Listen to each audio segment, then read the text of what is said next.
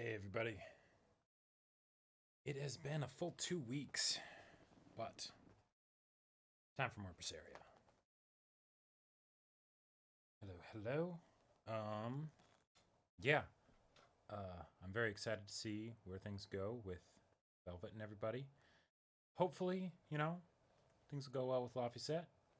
Last stream made me a little worried, but it's all gonna be fine. It's all gonna be good. And yeah, so without further ado, let's get into it.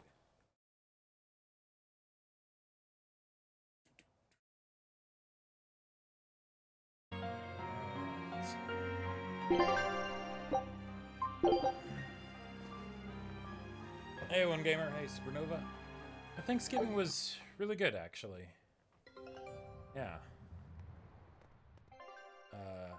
Ended up spending it with my grandma, which was a little bit of a surprise. We went over to Eastern Washington. All right. Just now it's up to you. She had a little bit of a health scare, so, but, looks like everything's good, but, we wanted to just, make it so that she didn't have to drive anywhere or anything like that. Yeah. All right. So. Okay, so it's just rest for a while. That's the objective. All right, that's pretty straightforward. No, forgetting about how to play, that doesn't sound like me at all. It's definitely not something I would do. No.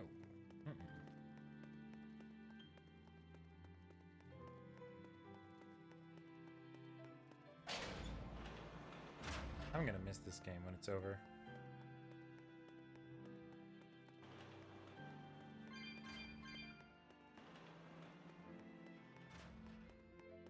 Hey, Kuragane, let me ask you something. Have I seen this guy in a skit before? Come on, don't be like that. Every time I turn around, Velvet or one of the pirates is telling me to go make some delivery to some island. I can never get a break. Isn't that just a sign they think you're a dependable guy? Maybe, but I don't see them sending you off on errands. It's like they take one look at your face and decide to leave you alone. What face? I don't have a face. Yeah. Oh, right, sorry. Slip of the tongue. Maybe you just don't know how much work I do around here. It's more than you think. You don't appreciate Anything to do me. with iron, I do it. Making tools, repairing things. What do you take me for? Some kind of cheeky freeloader? I don't even have cheeks. That's on you. You're too funny. But doesn't it ever annoy you to have all these kids giving you orders? I've spent my entire life thinking of nothing but forging swords. It's been centuries since I've interacted with youngsters like them. It's refreshing It in can a way. be a hassle. He's At blushing. least it's a new hassle. Oh my god, I love Yeah, it. That's what I thought at first. So I went along with whatever they asked. But I've been too nice, so they keep pushing work onto me. Maybe if I hadn't been so helpful, they would have stayed out of my face like they stay out of yours. I don't have a face. That's not the point. Aren't you even listening to what I'm saying here? You need to make up your mind. You and I got on this ship alongside these people, who are putting themselves in great danger in order to live the lives of their choosing. Think of the If you resolve. don't like it, then go on and get off this ship with your tail between your legs. I don't have a tail. Yeah, except I don't have a tail right now. Classic. Nice. Yeah, the fact that it's his collarbone, we just don't really think about that, All right. Yes.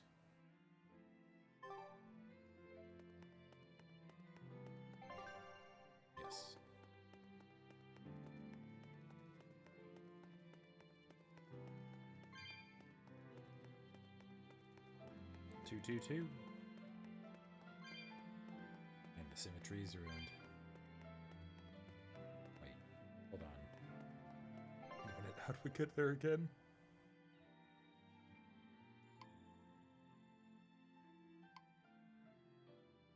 Do I need to go? Oh, that's right. I need to go. Yes. I need to go around and down.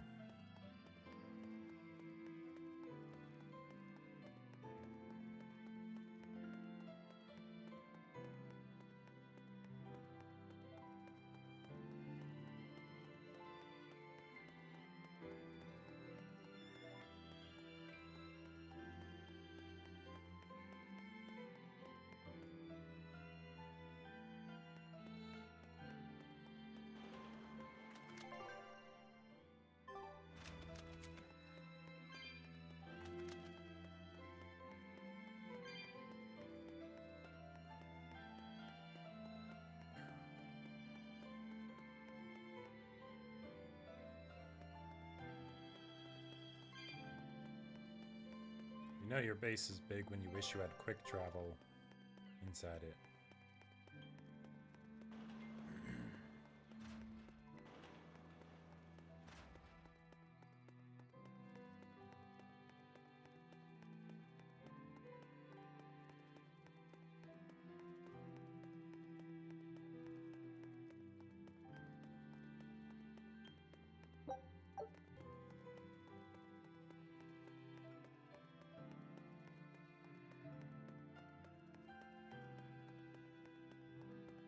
Oh. You know, that's a good question, Don't one push yourself too gamer. hard now, Laphicet. You hear me? I hear you. I just... Wait. Hold on, did I go the wrong way? Oh no, this is... Oh right, this goes down. Yeah, okay. So, as far as other Souls-like I told everyone I could games, find the Therians, but I've only sent us to the wrong places. Eisen, is there any way to boost Amalok's powers? I guess it's okay for me to tell you this. The majority of Malakim today have their consciousnesses sealed away to be used as mere tools for the exorcists. Alright. But originally, Malakim were beings who received prayers from people. Oh. And in return bestowed their blessings upon nature and mankind. That sounds you're almost like saying gods. That when humans pray to Amalok, the Malak receives great strength? Yes. In general, at least. Some Malakim, like me, buck the system and bring about misfortune rather than divine grace. Ah yes, you're choosing Oh. to do this. That's unfortunate. Indeed. But who would ever pray to me? Maybe you didn't lead us to any Therians, Fee, but it's not like we came back empty-handed. We found Orichalcum to use against Shigure, and we also learned we can hold our own against a dragon. Velvet. So where should we go next, Fee? Oh, There's that- a big earth that was pulse so point sweet. north of Helleves. Works for me. Eisen? We can leave whenever you want. Doesn't matter to me. Alright. And I'm all set. Let's make our way to the harbor. I love seeing Velvet When I smile. say prayers, I don't mean outright worshipping. All I'm talking about are earnest thoughts and feelings directed at you. Like friendship? I see. Are we- So I'm already receiving prayers then. Mm-hmm. We're quantifying the power of friendship, people. Okay. But, yeah, so one gamer, yeah, similar thing for me there. Weirdly enough, this one surprised Caleb, but I tried out the Convergence mod for Dark Souls 3, and I was really looking forward to it, because I was like, oh yeah, this is gonna be great. And I actually kind of hated it. And it had that same kind of feeling of like, oh, okay, like, yeah, this is good, but it feels like it just has that little bit of it it's just that bit off that makes it so that it's not as fun and engaging. Because, like, now granted, I didn't, what Caleb will say is, I didn't try one of the actual magic builds. I tried, like, one of the more straightforward, like, you know, big bonk type builds, because that's what I tend to like most in Dark Souls. When you have magic and it kind of just turns into you destroy things from far away, that gets a lot less interesting for me. But I think it ended up being the same kind of thing where, you know, it'd be kind of fun, but because the fact that FromSoft games like Dark Souls and stuff are challenging, that's not what makes them fun for me. What makes them fun for me is how rewarding they are as a result of it being challenging, right? And in order for that to really work, I need to believe in the system that I'm playing, because otherwise it just feels like arbitrary difficulty, and that's never fun. Like, that's actively unfun. So, of course, that would be something for Eisen. So it's like it's kind of like if I'm playing D&D and I want to make a powerful character. If I make a powerful character with homebrew, that doesn't feel very good, because then it's like, oh, is it just that I'm making a powerful character, or is it that the thing's actually just busted, you know? Our next target is north of Helleves, near the Faldi's ruins. In light of everything we know, I'd say it's highly likely we'll find a Therian there. Let's hope. Then we should make our first stop, Port Helleves. With the mischief we got into last time, getting into the city might prove difficult. What are you talking about, Benwick, Rokuro? how are things in Helleves right now? That shipping guild that used to handle our mooring is pretty much toast. But Okay. for some reason, the Abbey isn't watching the port as much as they once were. Unfamiliar ships have been hauling in relief supplies, so if we pose as one of the transport ships, I think we Okay. can slip in. And if we divert some supplies to an unofficial channel, we might be able to secure a new mooring partner. Smuggling in relief supplies for our own disaster. Cheeky bastards, aren't we? Yeah. It's what'll get us in. That much is true. It's a plan. Right. Oh, whoops. Alright, I'll get to that skit in a bit. But, so yeah, One Gamer. The weird thing is that it was a mod, right? So it's still working with the base game, it's just tweaking things, right?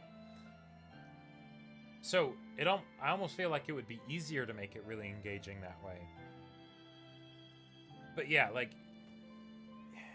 if I found a Souls-like game that really felt satisfying in its challenges, you know, where like it's not just it's not ripping off the wrong things of being difficult for the sake of being difficult. Like for instance, with Nier Automata, it had a bunch of things that were inspired by the Souls games, clearly, and some of them I think really didn't need to be there, like the losing all your chips when you die if you don't get to your body a second time.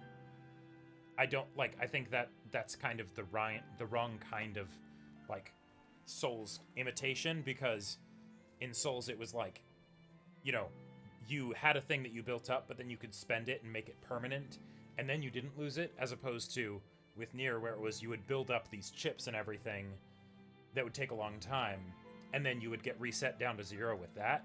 And then like the fact that you could lose all your chips in like the most difficult fights, the boss fights, and then go into like straight from there into the first level again, where you don't actually have the ability to put in new chips because you don't have the option of changing your equipment, right? And things like, I'd be worried of things like that happening in a non-FromSoft Souls-like game, you know? In addition to just like the general kind of bullshit that you might have to put up with in like, say like Dark Souls 2, for instance, where it just maybe isn't designed very well, like not designed like on a fundamental level, but like little things of, oh, okay, this boss feels kind of bullshit, you know, adaptability, why is this here, that kind of thing. So I kind of, non-FromSoft Souls-like games in my mind are kind of on the same level as like, would I want to go and play Dark Souls 2? Because I played Dark Souls 2 a bit, but I dropped it. I did not finish it. And maybe that's not really fair to the non-FromSoft games, you know, because they could still totally be awesome. But yeah, that's kind of my current mindset on it. I'm up for being convinced otherwise. But yeah. Hey, Eleanor. Abbey exorcists don't pray to their tethered Malachim, do they? You mean something besides our oaths? An oath is a magical formula that grants you power in exchange for binding you to a rule, right? Yes, though that is simplifying it a bit. Okay. When Malachim receive Cool. human prayers, they bestow their blessings upon people and nature. Eisen told me that we Malachim grow stronger when humans pray to us. Prayers and blessings? I've never heard of that. I used to think the same way as the other exorcists. Malachim are merely tools that allow us the use of arts. Yeah, that's what I figured. But Inominat is different. The exorcists all worship him. They have faith in his mighty power. And not only that, the people of this nation pray to the Empyrean for salvation, just as Artorias instructs them. In a lot of ways, they kind of I pray to get it now. Artorias, too. See the wheels turning, do you, kiddo? Huh? Artorias founded the Abbey within the existing Church of the Empyreans, so that he could direct the people's thoughts towards nice. Inominat. Okay. So that even while they lionize Artorias as their savior, they're made aware of Inominat's presence behind him. Gotcha. Everyone starts believing in Inominat. The prayers of the entire world go to him. Oh, so... becoming his power. Oh, crazy. After the centuries-long decline that of Empyrean worship, I'll get into he it becomes after the stronger skit. than anyone today could imagine. The pieces do fit. Oaths, prayers, blessings, the demon blight. So much in this world is affected by matters of the heart. Huh. They hold magical power, both effective and meddlesome. We are truly going up against the rest of the entire world, aren't we? Yeah. Don't look so troubled, Eleanor. I'm gonna do my best to get stronger. Aw. So believe in me.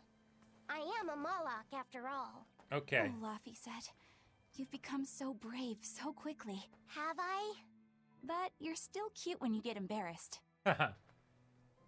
Hey, why's your face so red? Huh? My face isn't red. Okay. God, and another skit. This really is Skit Island. But okay, so this is what that made me kind of think of, right? The idea of, so Malakim getting power from like the prayers and thoughts of others feels very akin to like a lot of the fantastical systems for like gods and deities and stuff in fantasy worlds, right? They have believers that believe in them, pray to them, all that stuff, do offerings and everything, and that gives them power, right? That sort of aggregate belief and you know, thought of all of the people who, you know, want them to do whatever, right? But if you think about it,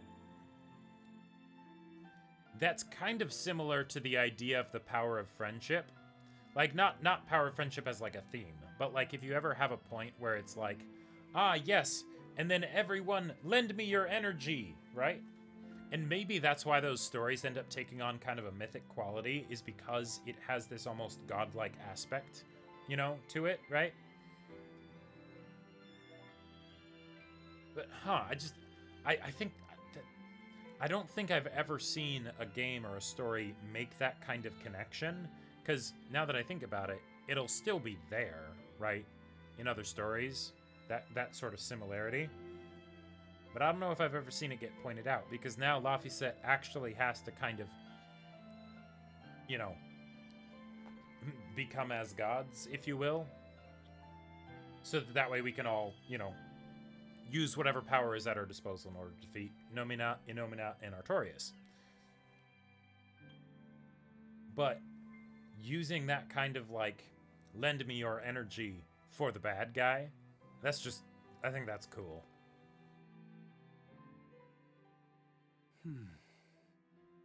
Oh, yes. Hey, Eisen.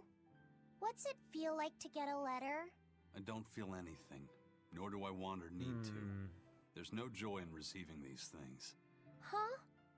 Why not? Don't be so shocked. Look, it's just an invoice from the turtles. What's the big deal anyway?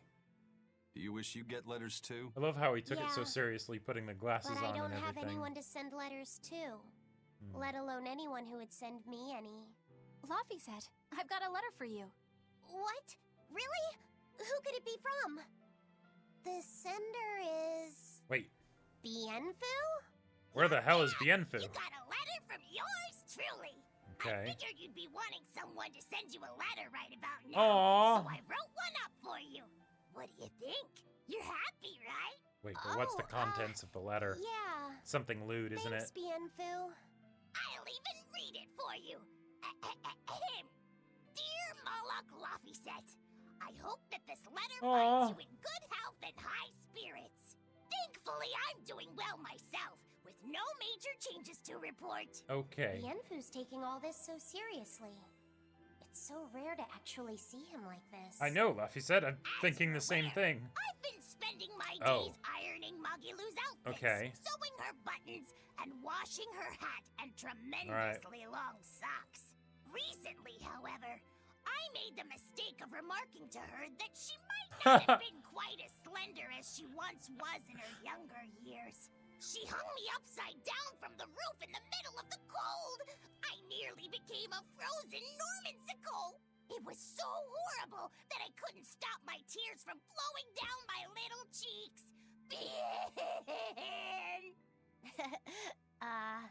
There's the Bienfu we know and love. Mm-hmm. But Yep. all you He wrote says about that with in a that sad letter was face. yourself. And you even read it out loud yourself. Yeah. That's okay. Thanks, Bienfu. It feels nice to get a letter. That's so kind of you to say. I think I might cry again. And it rhymes. Oh man, so that threw me for a loop for a bit because maybe it's just me projecting a bit of my experience with Teddy from Persona 4, but I do not want to like Bienfu. Like, I kind of want him to just be a little shit, and for me to just be like, no, shut up, don't speak, you know. But he had me going there. I was like, whoa, so sensitive. No, not really. Not really. And yes, I could absolutely see that too, One Gamer. Yep. Uh-huh.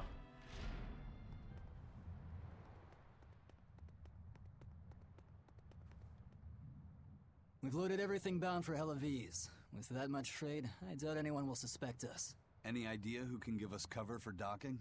Not anyone in particular, but recently the power and influence of the Helleves Fishermen's Guild has caught my eye. The Fishermen's Guild, huh? Let's bring them some extra relief supplies. Fuel, drink, and as for the drink... 12-year-old amber draft. Ew. The sailors of Helleves have an eye for the stuff. You heard that from Dial, I take it.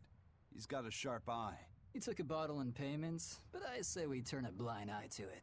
We thought we were the best at this kind of thing, but having him around has been a real eye-opener. Okay, but tell him if he takes a second, he'll pay for it. Eye for an eye.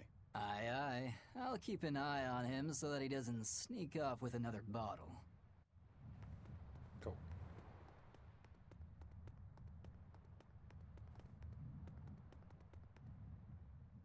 The supplies are loaded. We can make... That was fast. If we weren't hard workers, we wouldn't be sailors. Eleanor! What happened? Oh, what's wrong, Kamoana? She said she had a dream about her mom. Oh god. Oh when no. Mommy saw Oh me, shit. she said I looked scary. That she didn't want a scary little girl like me. Well, at least you didn't dream Your of mother eating would Mommy. never say that, sweetheart. But how can you be sure? Well, how do I put it? I know because I know. You're just lying to make me feel better.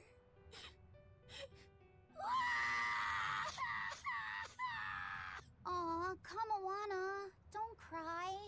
That's right, I gave him a fucking mustache. Oh, I forgot about that.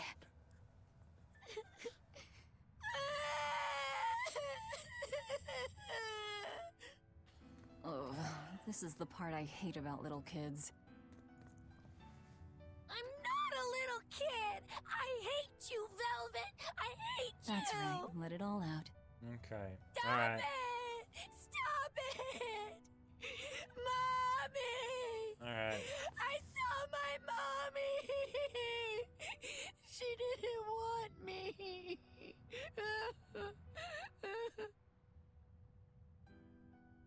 Okay.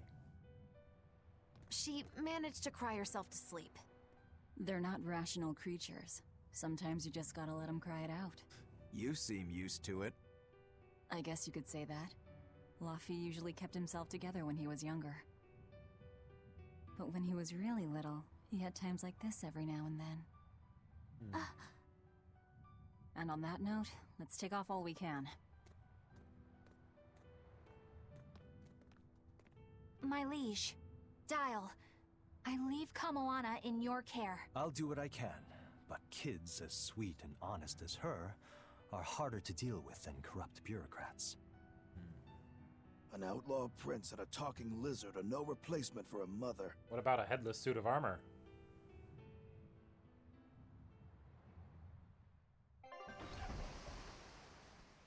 Okay.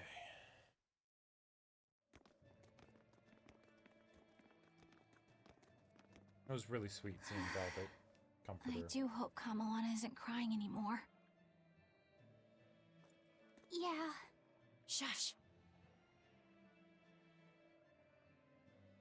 How long is it going to be before you send in another exorcist to replace Lady Teresa? With these demons clamoring at our gates, none of us feel safe anymore. Maybe we should take You care of have him. our deepest sympathies, but we were sent here on a different mission. Ouch. That's what the last exorcist who came here said before leaving for the north. What could be up there that's worth all that attention? So if they just been abandoned, that's why there's no one inspecting this place? By the Abbey for what happened with Medisa, are we? Oh, damn. That is not the case. Now, if you'll excuse us, we have business to attend to. Oh, boy. So the exorcists are just passing through town and heading straight north. Odd. Hey, thank you, Red Roses 55 for the tier 1 sub. 16 months.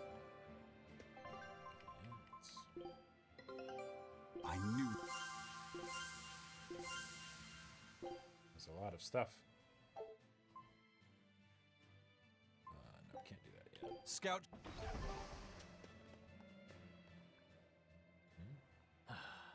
Ever since the calamity showed up, everything's just gone to pot, I say. Calamity? What do you mean? I mean the demon who barged in and made a mess of our fair city. Oh. She's a nasty creature of pure evil, with an arm that eats anything that gets in her way. Oh. Haven't you heard of her? The calamity's been rampaging across the whole kingdom, not just here. Scant few have seen her and survived. Huh. You don't say. Really? After the calamity raised our ships and our port, the shipping guild fell apart, and our trade routes got poached by other ports. It's bad. The town relies on trade to make ends meet. People are abandoning the city, and our streets are no longer safe. Not to mention the demon blight spreading again. Just the other day, a little kid turned into a demon. Just like that. What a world. What a world. What have the exorcists been doing during all of this? Well, Lady Then Teresa not was here. in charge of this region, but she came up short against the calamity and got a fat demotion for her troubles. Several new exorcists have been reassigned here, but once they arrive, they all traipse right off to the ruins up north. This has to be Medisa's fault. If she hadn't gone and done something so stupid... Medisa... That's enough. This isn't something for outsiders to know. You're right. Sorry. I'm really worried about what's going to come of this town. Yeah, because Helleves is kind of huge. What it used to be these days. We need to ask around and find Even out it can more be hit about what's like going this. on here. Agreed. Especially regarding the Abbey and those ruins. I'm also curious about this Medisa woman. The ruins part makes sense, since the Earth Pulse point might be there. But why do you care who Medisa is? Just a hunch. Something tells me she's worth looking into. You're not gonna look into this calamity chick? She sounds like a real terror. Yes, we should definitely I do think that. I'll pass. I already know plenty about what makes her tick. Spoiled? That sounds Are you fun. all right, Madam Eleanor?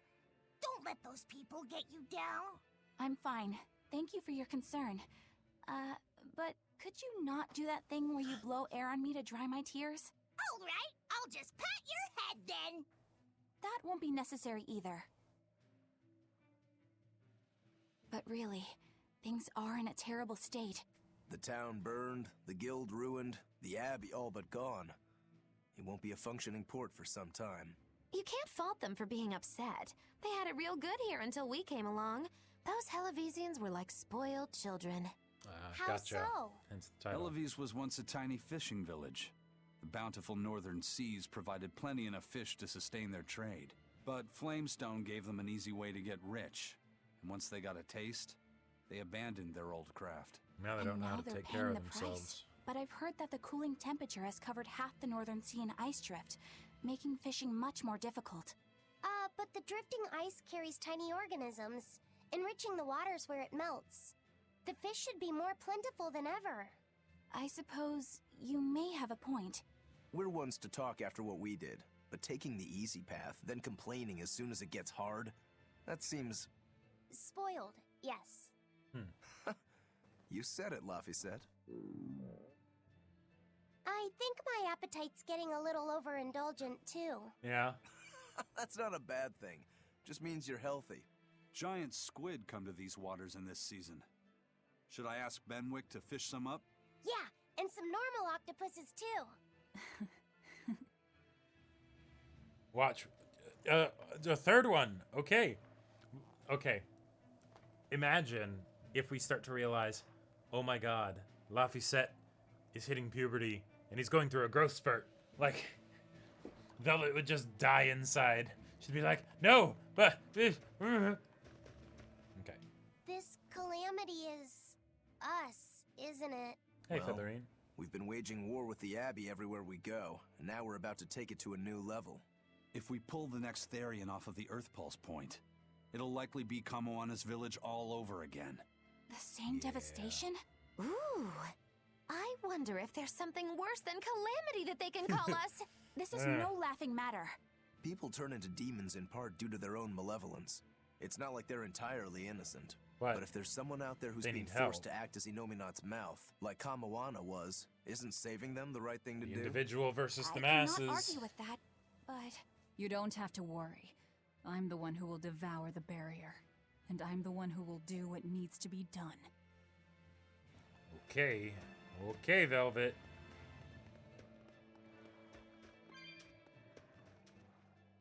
The demon attacks have ground trade to a halt. But people are slowly starting to fish again. Are you a fisherman, too? Aye. This town got swept up in the recent trade boom. But back when I was a young lad, this was a fishing port through and through. Ever since the shipping guild took over the docks, all of us fishermen got muscled out. Making this a commercial port has helped the town grow. But a lot of people weren't so happy with the guild. It's too bad everyone couldn't just work together. Once money gets involved, people change. That's true no matter what age you live in. The people know it's the ones making the money who lead the charge. But we follow anyway. It's human nature. I hope everyone changes their minds once we start rebuilding. But who knows what will happen. Okay.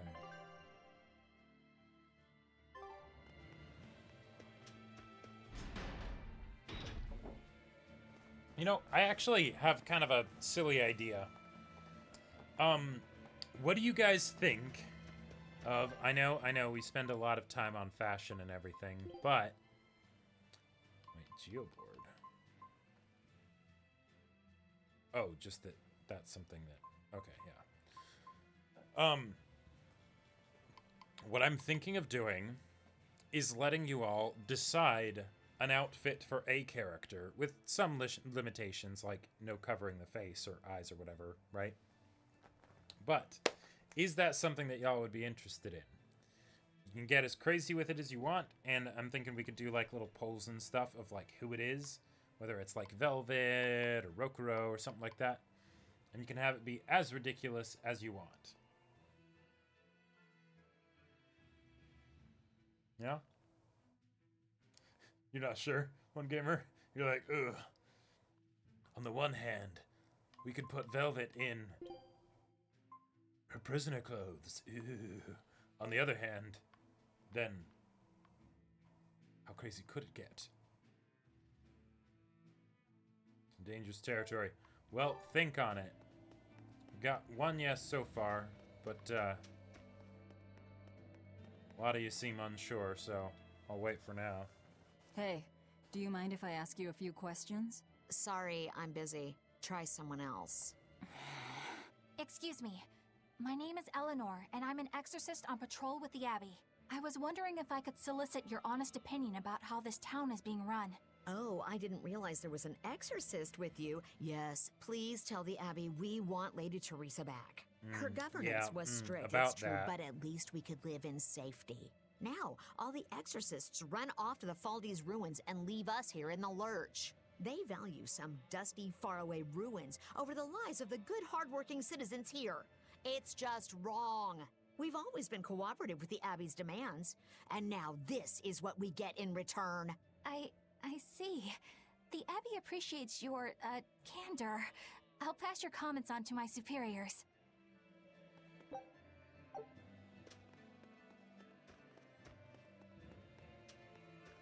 First it was the sailors, and then even a small girl caught the demon blight.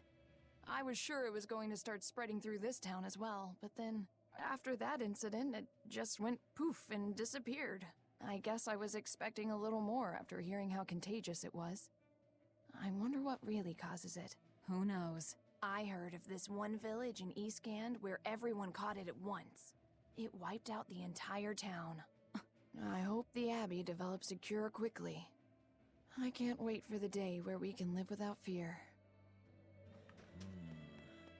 Await the baddies. Poor Medisa. Are you a friend of hers? Yeah, she used to live just down the road from me. Medisa raised her daughter Diana all on her own. Whoa! And then they up and murdered the girl. Who's they? Murdered? By whom? The exorcists. Once Diana caught the demon blight, the damned Abbey exterminated her like a rat. Shit. How cruel. I felt just terrible, but I suppose there wasn't much else to be done with her. But Medisa, she hated the Abbey for what they'd done. Of course she did. So she barricaded herself inside the sanctuary. She just kept on screaming, all like, demons have feelings too. What happened after that? I wouldn't have been surprised to see her executed. But luckily, she was spared that much. Why? An exorcist stopped the guard who was about to cut her down. Said, don't kill her. She's receptive. Receptive? Oh, they had a use for her. Okay. I think that's their way of referring to her deep faith. Before all this, she was a real devout lady. That was certainly kind of them. Medisa really cherished her daughter. Can't much blame her for blowing up like that. Yep. But the Abbey, they don't care so much about feelings. Reason is all that matters to them. They don't take kindly to people disrupting their order. Okay. Thank you, Red Roses, for the gifted sub. Very kind of you. Now, where's this, So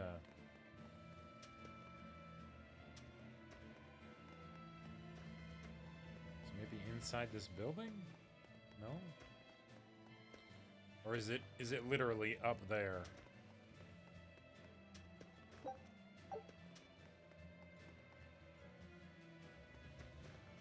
Yep, it's up there. Okay.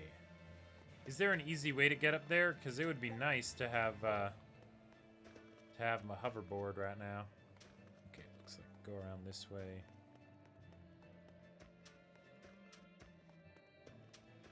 Wait, hold on.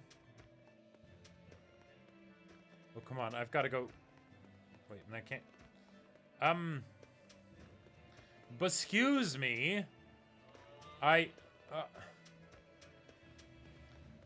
Isn't this a bit rude, don't you think? What? Why? Why? You're lying to me. How could you? How could you? Why? Go around behind one of the buildings? Okay. So I clearly can't go around behind that one, which seems like it would be the one that, you know... There's no way to, like...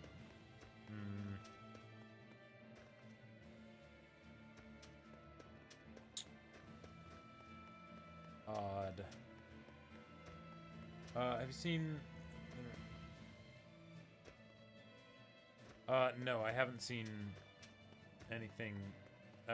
I have not actually played the critically acclaimed MMORPG Final Fantasy XIV that much. So if you go north from Helleves, like you'll I come haven't. upon the I'm not going to be Faldes playing ruins, Endwalker, which are Abbey or anything property. like that. Mainly, it's used as a checkpoint for hauling ore that's extracted out of Mount Killerhouse. But between you and me, I hear the Abbey also uses it as a prison camp. A prison camp? Are they capturing demons? Heavens no! The demons they kill on sight. No, These prisoners are human criminals. Not long ago, this woman killed someone and locked herself up in the sanctuary. I hear she got hauled off to the camp. Why do you think the Abbey would use the ruins for a prison camp? Who knows? Maybe they need a place to deal out their harshest punishments. The Abbey's not known to be forgiving after all. But these are just nasty rumors I heard. Of course, I don't believe a word of it. Naturally. Thank you, Red Roses, for the other tier 1 gifted sub. Okay, so to the right if you're exiting the church building.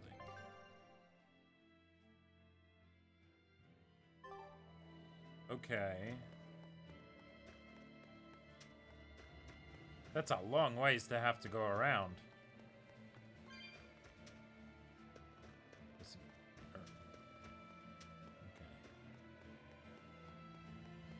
Okay.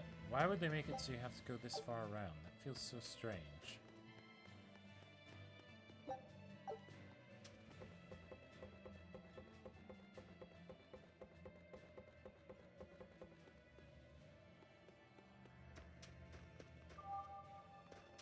All right.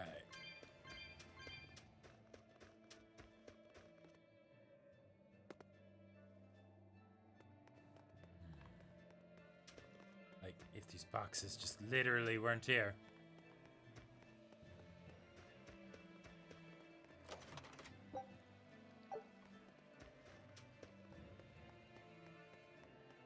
Wait, now I have to go all the way back. Oh my god.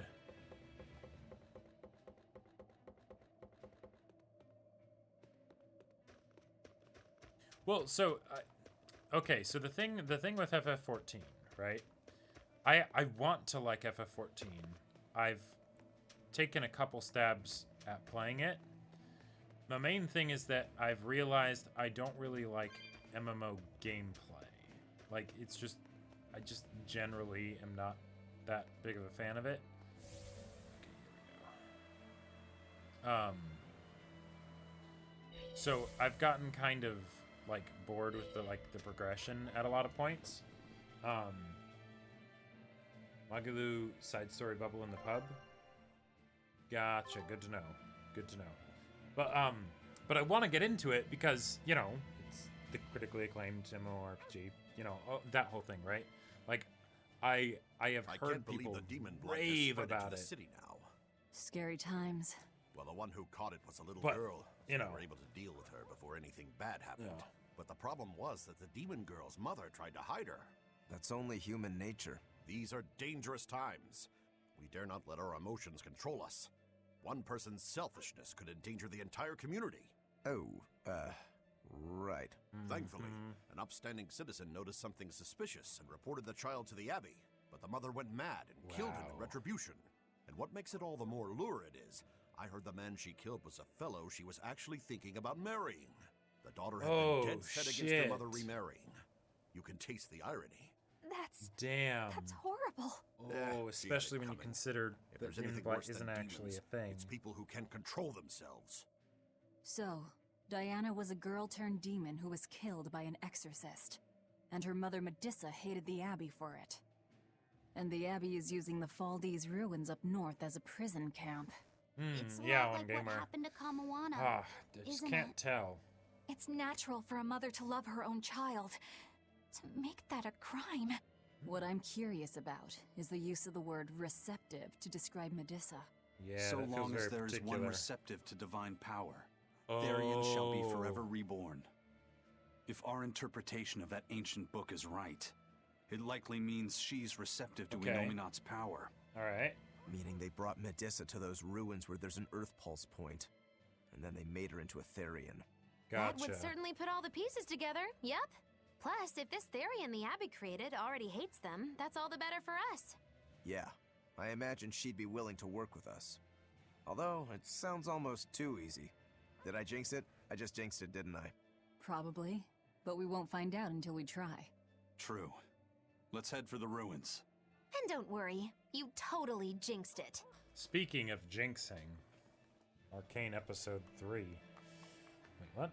What's going on? Disconnect?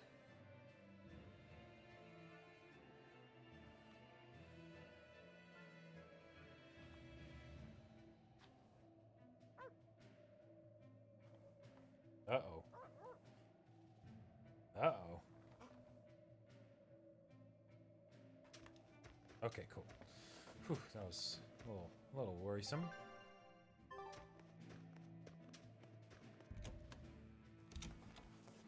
But one thing I will say, because okay, with regards to the whole Final Fantasy XIV thing, I had considered before, like, oh, what if I played it on stream, and then that way, like, people could, like, help me kind of, like, get the most out of it, like, enjoyment-wise and stuff, you know? So, I don't know if that is something that sounds interesting at all for any of you that play FF14. But the other thing, and this is just something worth knowing about me, is that I am absolutely one of the people that believe that the only way to play something like FF14 is if you at the very least pick, you know, a cat girl or a bunny girl or something like that, or, much more importantly, you play as a Lalafell, with the size set to as small as possible, because there is nothing more hilarious than seeing one of those little guys doing, like, crazy damaging magic for one, or just jumping like 8 feet, even though they're like 2 feet tall. Caleb's told me all about how there's like this like headcanon that all Lalafell are actually evil, and I kind of love it. But yeah. So I've gone on the record to tell him that about 40% of my reason to play FF14 would just be able to go through everything as a Lalafell. Okay, so I guess one of these two people are the Magilu side quest. Hey! I was wondering if you'd let us put on a little comedy show. What do you say? Sounds good to me. Just try and keep exactly it low key. One gamer. I don't want to Supernova, attract yeah, Abby's attention. just like that. That's a tall order. Wherever we go, the boy and I have him rolling in the aisles. The boy? Oh, God. Wait, you mean me? She's given up on do. Velvet. I'll play the straight man, you play the funny one. Oh, Don't God. sweat it. Even if you mess up, you'll be adorable. The audience will just lap it up. Did you memorize the script I wrote you? Yeah, I think so. Great! I knew you could do it! But if you merely follow the script and adhere to its every word, you won't be very funny. You need to ad-lib in your own style. For you, that's buttering up the audience and winning them over. Ad-lib? I'm not sure I can do that. I have faith in you, kiddo. You're gonna discover a part of you that you never knew existed. Just focus on finding ways to charm our audience. Okay, I'll see what I can do. Oh, God. right! Then let's get this show rolling! I can't wait to see this.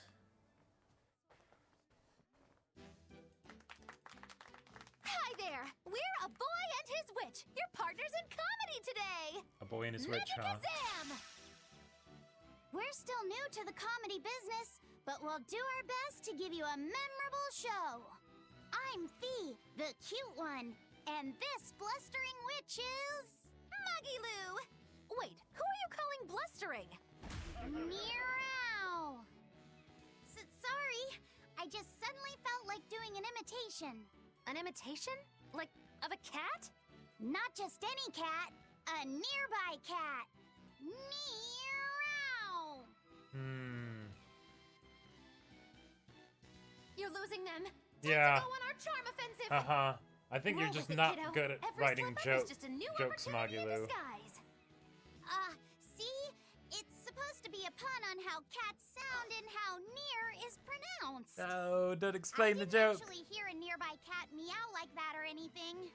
He's explaining the joke? Are you going crazy, no. Laphicet? What good does explaining a bad joke do? But you told me to ad-lib to try and win our audience over, didn't you? Oh. I figured maybe if I explained it to them, they'd get the joke and find it funny. Just stop. Even if they get the joke that way, it's just going to be sad. I don't mind that. I'm not afraid of messing things up. I just want to make sure our audience feels valued. Oh no, you have the right idea, but... No, this is the comedy bit. Magilu's the one who came up with the script. She just made me come and act He's it outing out. you so hard. I don't care if it made the audience happy. You just sold me out. I can't work No, with this you is like perfect. This. No way. Yep.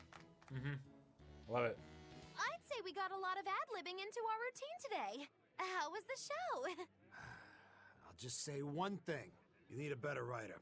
It wasn't me. You do, though. You really do. Now we have demons rampaging through our towns.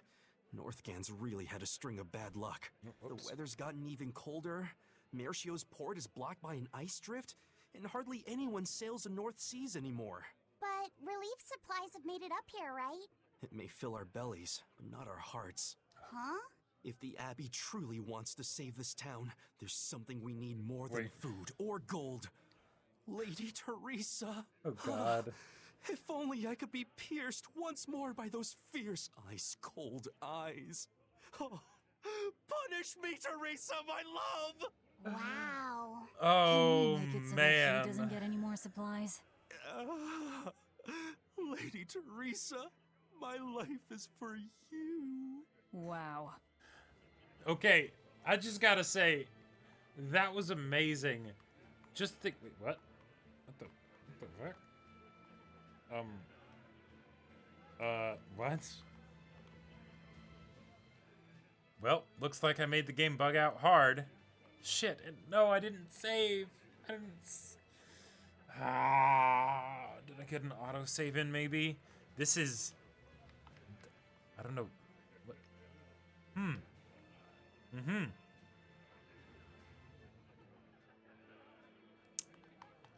Well, this is a thing. Try quick saving and reloading it? No, none of the buttons work. None of the buttons work. I can't go to the menu or anything. Anywho, since I guess keep my fingers crossed that maybe it'll magically just change and fix itself by the time I'm back. But by the time I'm done. But I just want to keyboard, I guess. Hey, there we go. Wait. Oh my god, so it's actually just that my controller disconnected. I had that issue before, didn't I? I want to say it was like Yakuza 0 or something, where I thought that the game bugged out, but it was actually just that my controller stopped working. Oh my god. Okay, so, but the line delivery for that, right? Someone got paid to say that. And you could tell how much fun the voice actor was having, right? With the delivery. Like, they were absolutely having a blast. But that kind of thing, I don't know. I love it. Like, because, yeah, the English dub in this game is, in general, fantastic, right? But, you know, I don't know. The Faldi's ruins are north of Helleves. The Earthfall's point is to the north, too. Probably in the very same place. I think what I was really getting at is that I just wish that I was the voice actor who got the chance to be paid to say something like that. Because that would just be so much fun. Okay, wait, hold on. Helleves is different now, isn't it? Maybe, but you've changed too. True. When I first met all of you, I never could have imagined I would go on such a journey. I could barely even think then. But then Velvet let me keep this compass. Yeah. And Aizen and Rokuro taught me to be myself. They certainly did. And look at Dial. He's a regular part of the Von Altia's crew now. That's right. Even Restless Bienfu and Grimoire are now part of our merry band. Yep. Hey, aren't you forgetting someone? Oh, and the prince and his hawk, and Korogane and Kamoana are with us. But what about how much Listen, Velvet I've got changed? more part in this tale than any of them. Hush. Whatever I'd say, you'd say it doesn't matter to you. At last you begin to understand me. Magicazam. That was the most deflated Magicazam ever. Oh. Achoo! I didn't think Northgand would be this cold. But Northgan was Teresa's territory. Wouldn't you have been here with her? I think having my awareness controlled meant my senses were dulled as well. I see. But the cold doesn't seem to be bothering Aizen at all. Oh, In fact, yes, let's hear it. Everyone else seems comfortable here. If you shiver at these temperatures, you'll never make it on the high seas. The cold In never my bothered youth, me anyway. I practiced the blade under the blazing sun and through raging blizzards. Besides, when I turned into a demon, extreme temperatures ceased to affect me. The same thing happened to me. I used to hate winter. So that's some good luck. What of yourself? You seem to be handling it just fine. I'm freezing, actually. I don't know how you stand it. I loathe the cold more than anything. That's why I've armed myself with a secret weapon. I've stuck thin, yet powerful, Cuckoo brand hand warmers all over myself. I even packed them in my shoes. Really? I love it. That sounds amazing. I'm willing to share, if you act like a dove. What? Go cuckoo, like a dove. Yes, do it. Please share your cuckoo warmers with me. Cuckoo. You're no velvet, that's for sure.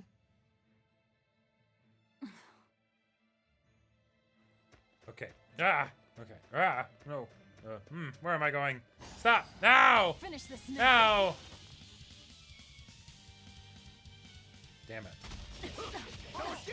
Killing flash! When I'm this close, I won't miss! Well, that went well, I think. One down. See this? 2. Oh, that was very fast. You don't want to make me angry. Laffy said apologize for losing your temper. I'm sorry. Come on, let the boy try to act tough. Keep it going. Don't stop there. Oh, that was awesome. That was great. Like, rule of 3 and everything. Like, Laffy with the mustache, too, being like, don't make me angry. Laffy apologize for losing your temper. Oh, man. That was adorable. Okay. Oh. Expedition again. Clearly, I'm talking way too much as opposed to, you know, playing the game. Scout ships. No, it's actually just that there are too many skits. No, there could never be too many skits. Okay. Explore the Faldi's ruins north of town. We are going in the exact opposite direction of where we need to. Whoop, whoop, ah! Oh, that was, I guess, it's it doing the damage thing that it is able to do.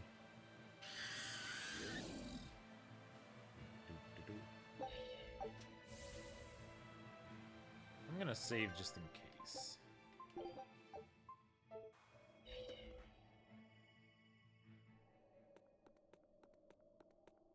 Oh, good to know, Supernova. Okay. Look, no guards. I think it's a good thing or a bad thing. I'd say good. The medium thing. We can march straight in. What's this? Huh. Alright.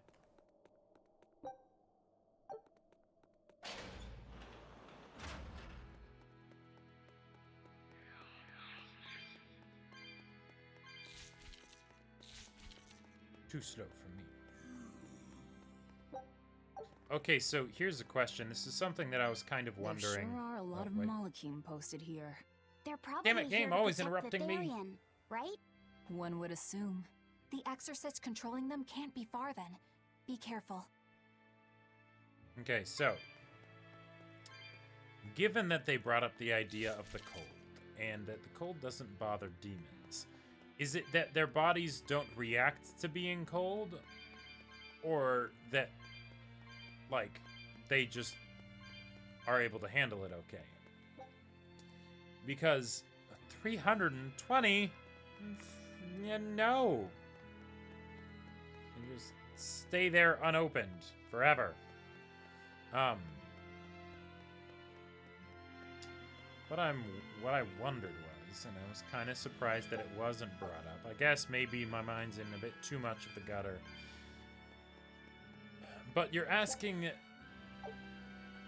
when the ladies get asked of whether or not they get cold and such. I kind of expected Bienfu to make some sort of commentary about, like, wait a minute, so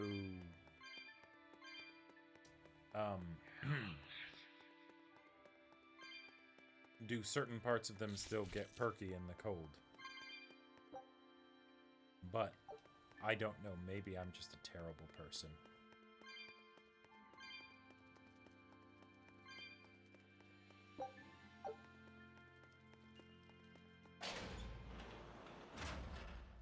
Okay. A foe worth killing. There was an enemy there? Did they just appear in front of me or something? What? Wait, how did that happen?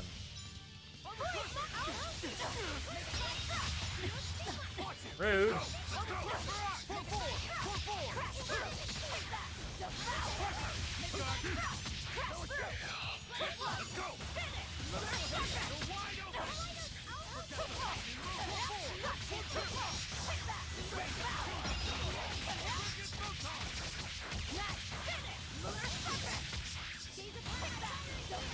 No mercy! Wounds that won't heal. Hard to deflect. Lethal pay! Next! On my fiery mirrors! Let's go! Devour! Let's go! Blades of wind! Slice them! Well then, let's move on. Feels kind of lackluster, Rokuro, compared to previous end of combat skits. Just gotta say. Okay. So I guess we do have to actually explore. It'd be kind of silly if we could just use that trick to avoid exploring the dungeons.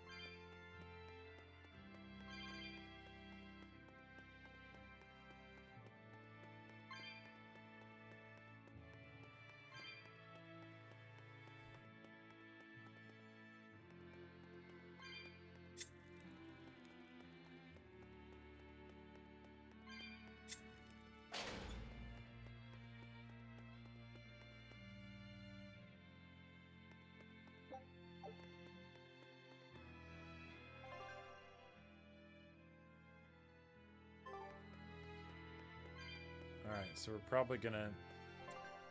That area there seems to be like the main door to get to the Therian. We'll probably have to double back at some point. This is a lot of guys.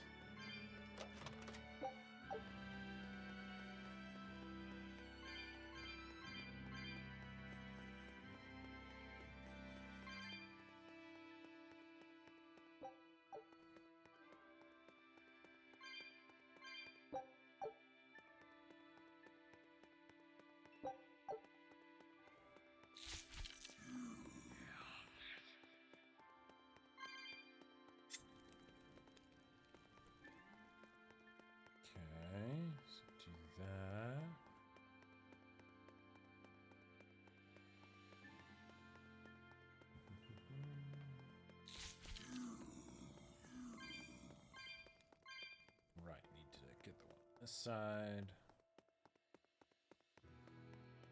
Alright. Seems fairly easy and straightforward so far.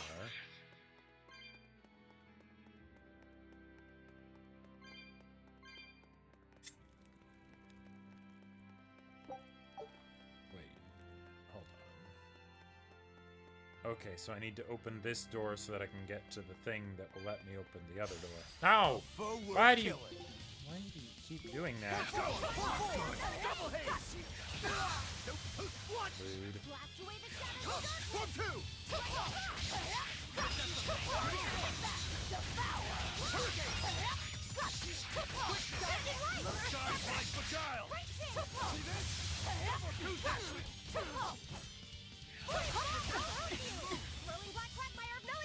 Whoa, I'm low on health.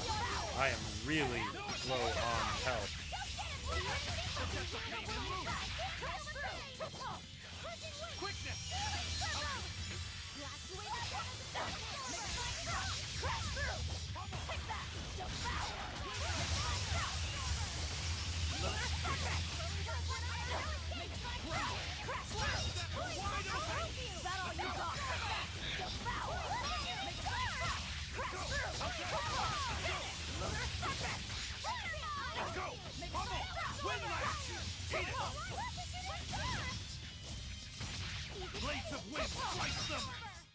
Come on, really? Oh, good point. That is a very good point, yeah. Breaks a vengeful scourge. If, after successfully performing a vengeful punishment, Rokuro re-enters vengeful stance without getting staggered and again fulfills the requirements for a vengeful punishment, this upgraded version will be performed instead. Actual Scourge has greater power and an expanded area of effect. That sounds like something that would require me to actually use Rokuro.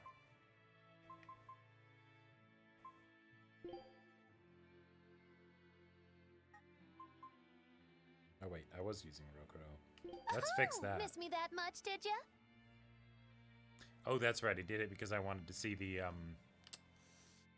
post-combat things that he could say. That's right.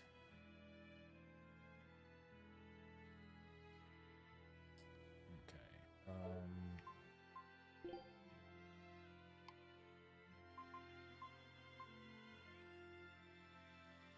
Okay.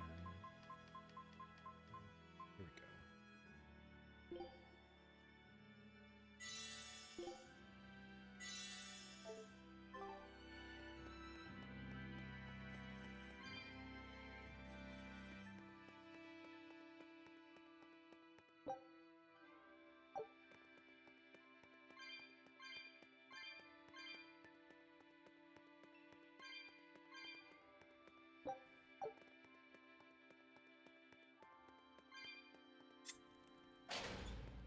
Wait.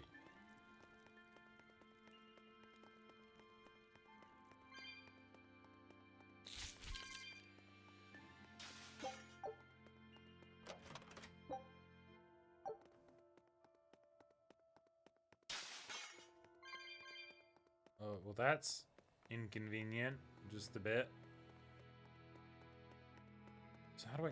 Wait, or was that something I could smash?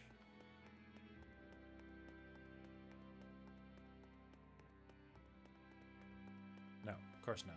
Of course not. But maybe since I already lit that, then the door over here is open? Oh yeah, Skit, thanks. These Forgot ruins. about that. This feels like a sad place. Sad? In what way? Sorrow permeates this place. As if left behind by people who suffered torment and death. I guess that's a weird impression to get by just looking at some ruins, huh? I'd trust my feelings if I were you. They'll often lead you to the truth of things. Besides, what you're feeling would explain a thing or two about these ruins. It would?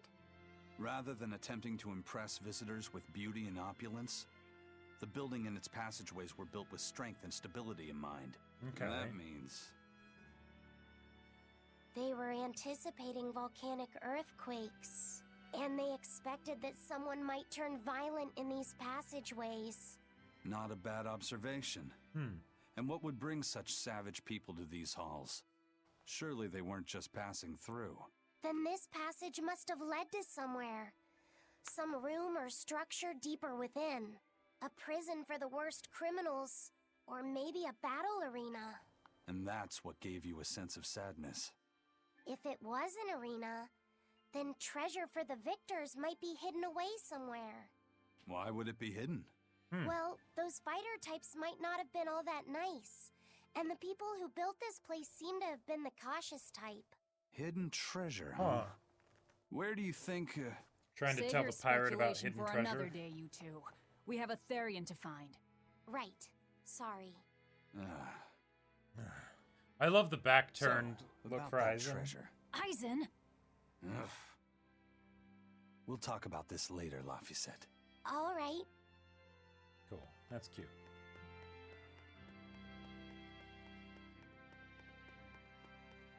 No! Wait. Oh, yes, it did. Or, hold on. Here we go. Okay, so we do all that, and now we can... Wow, that was a lot of doubling around and back and stuff. Okay. That is a way to make it a bit more fun than just as straightforward as I thought it was going to be from the one side.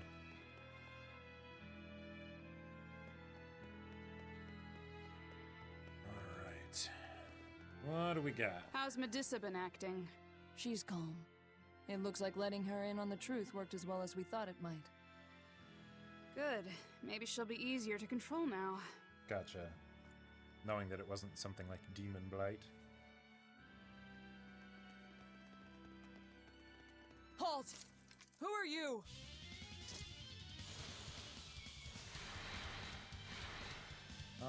Obligatory combat? Why?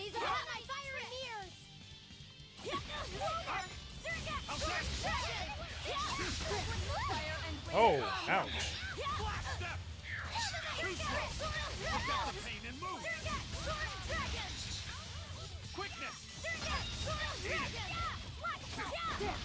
No, I was, no, no. I was just about to, okay.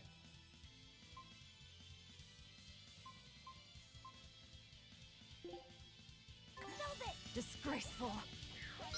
Just about to use my busted ability.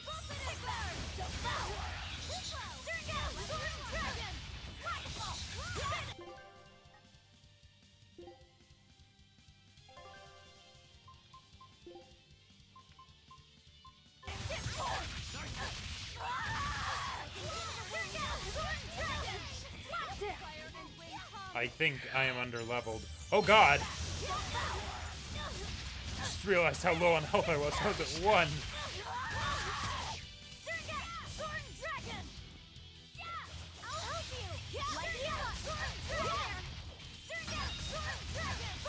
Oh god!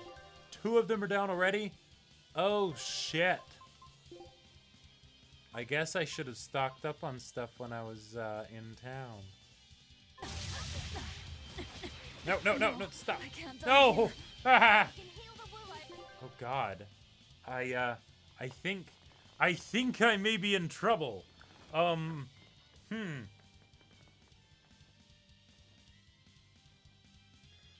Okay, so I'm probably going to just lose here.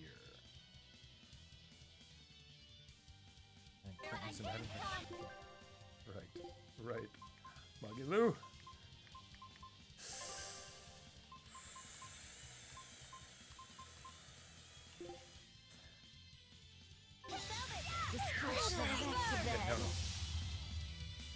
Okay. No. Holy fuck.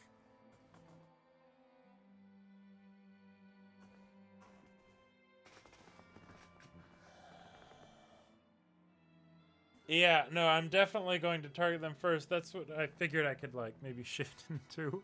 At that point, but, no. No. God damn. That was, As you can see, I am definitely what's called a pro gamer when it comes to things like this. Oh, yes. Controllers. Disconnected again. You know, it's gonna be fine. It's going to be fine. Level 32. I get the feeling that's just not enough. Eisen, maybe I need to swap you out for Eleanor. I don't know.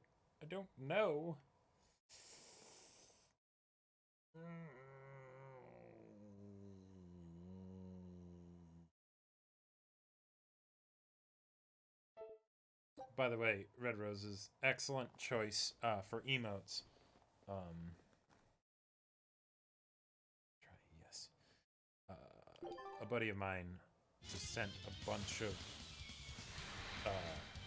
gifts of, I can't remember what the name of that YouTuber is, but to me, and they are, it's good stuff.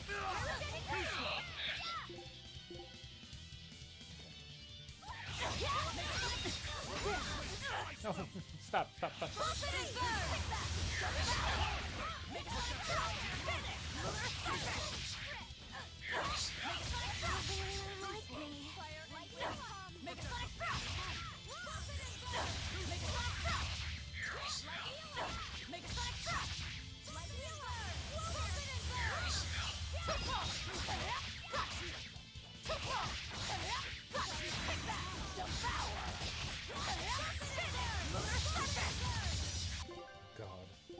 God, 2 of them are down. Oh no.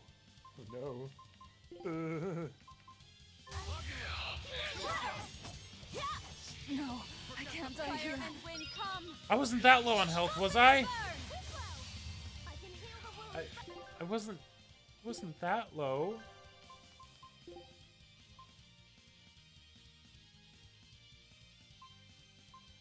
I was at 1 HP? Oh, okay. Well, maybe I'll res the healer first. And then, as soon as that's done... Magilu, get me up! Disgraceful.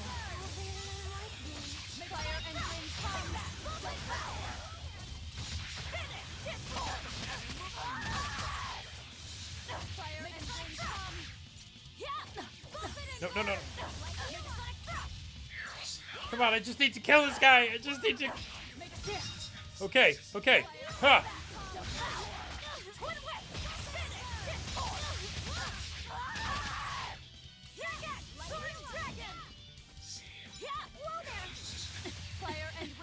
Ow. No, no, no, no, no! Stop. I'm dead. I'm so going to die. Oh my god, and now, okay. Alright,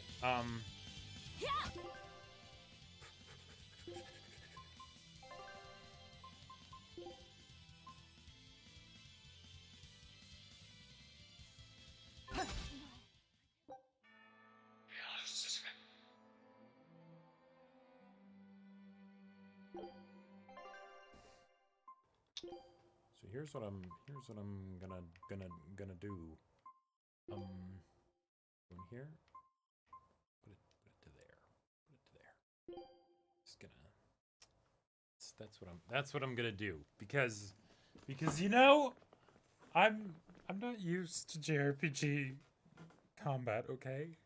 And I don't like grinding. I really don't like grinding. So, yeah.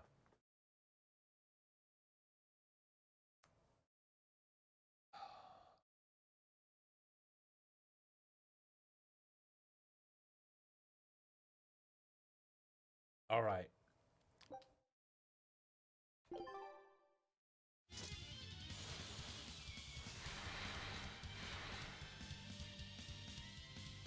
Maybe I should actually check to see what the... Level 38. So... Wait, are we level 32 or level 23?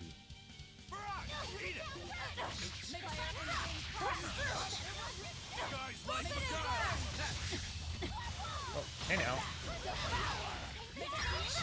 No mercy! Wounds that won't heal. Carve into flesh. Lethal pain! Fire and wind. Protect the pain and move there. Too slow. Too slow. Rude.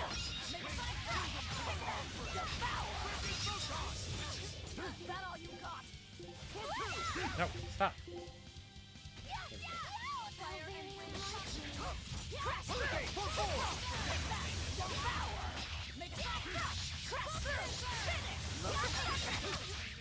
See, now this is going so much better. Gosh, I don't know what it is. Maybe it's the vertical favor and more. No, I can't die here. Fire. But I still died. Oh, 2 of us are dead. Oh god. Ha ha. Ha. Wait, I'm still on Rokuro. I don't have a healer right now. I feel like that's a problem. Oh god, I can't change. Wait, no, I can change during combat. Disgraceful. How do I do that again? I forgot how to do it.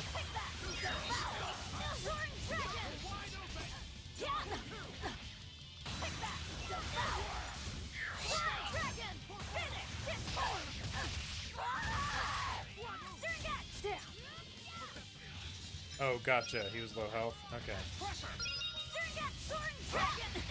You're wide open! No, I can't die here.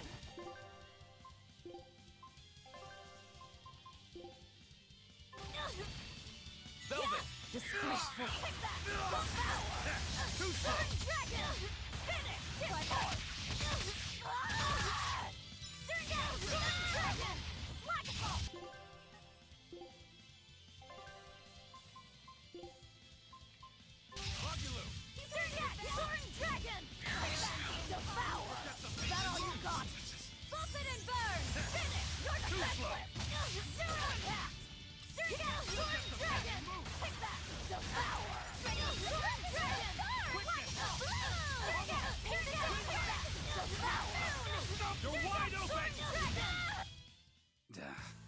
was tougher than I would have liked. Yeah, it was. It was, Aizen. Yeah, thank you for... Yes. So, Run. Medisa really is here. But what's this about the truth and controlling her? Probably telling her that Demon Blight doesn't exist and that she's to blame for her child turning into a demon. Whoa.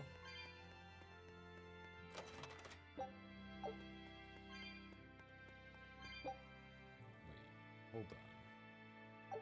That's like that. Then where are the things?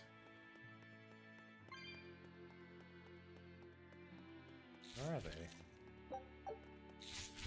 Nope. That was. I don't think we have a chance. Well, you know, these guys have been kind of.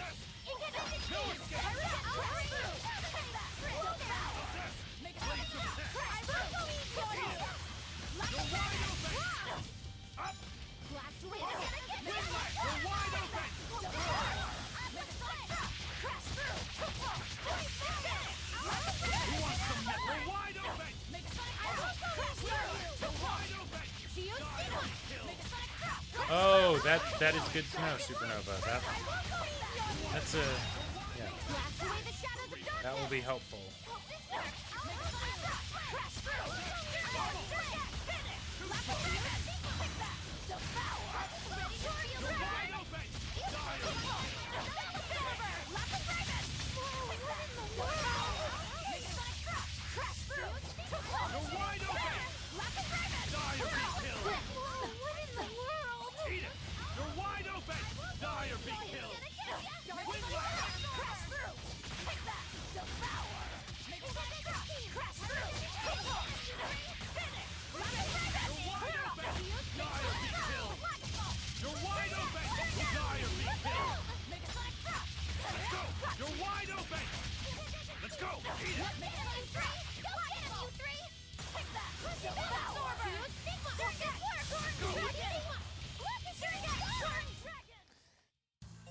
I wish I had power like that.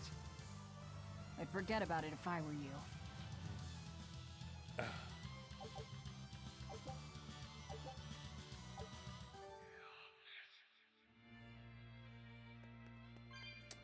I mean, I suppose, but like, wait, okay, hold on. I'm now done a circle.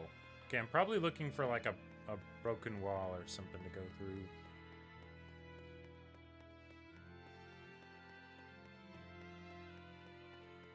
Because there's nothing here. There's nothing to get through it. Maybe I have to go way back. Yeah, just let me know, chat. What is the weight? Oh, here we go. Hey, what do you know? Oh, the question is there one on the other side that I also missed? It looks like there probably is. Yay. Damn, how do I miss these things?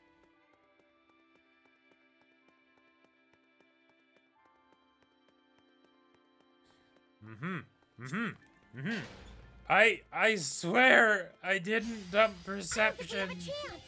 I didn't.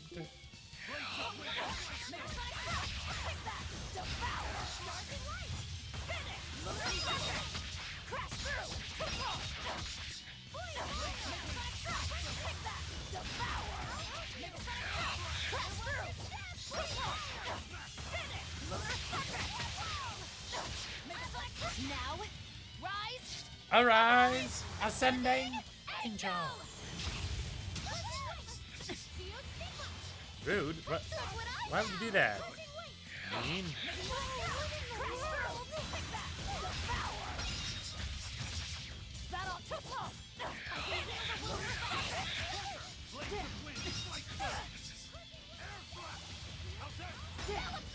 I don't like you.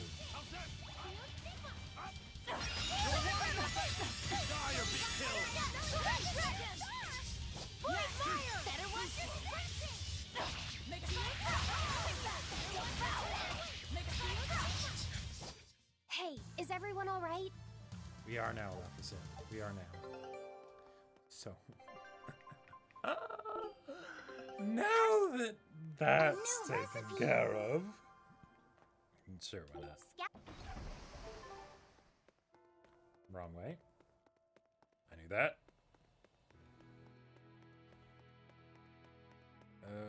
Okay. Wait.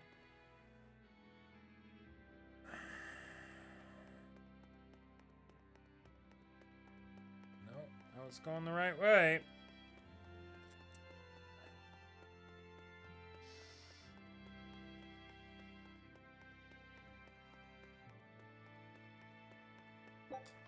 Here's the thing. It's like,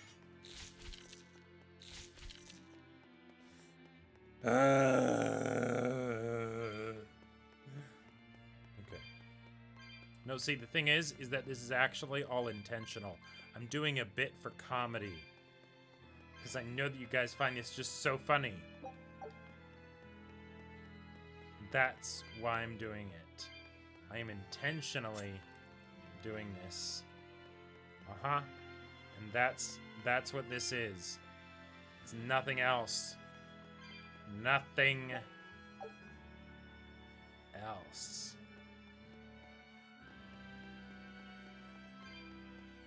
Okay?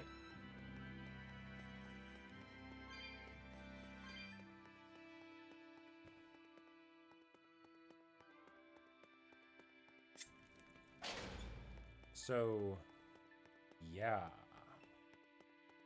That's what the situation is. All right. Red verbena.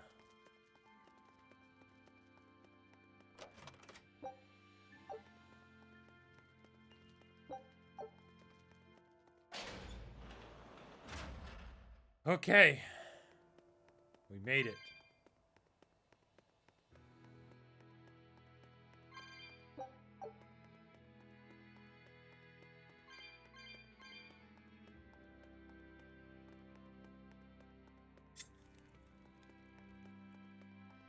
There are reasons.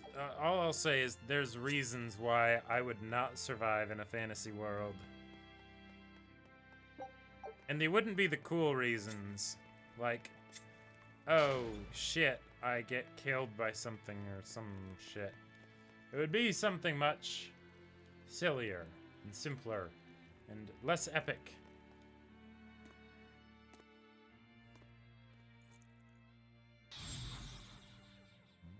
A barrier! She's a Therian! Third time's the charm, eh, kid? Yeah.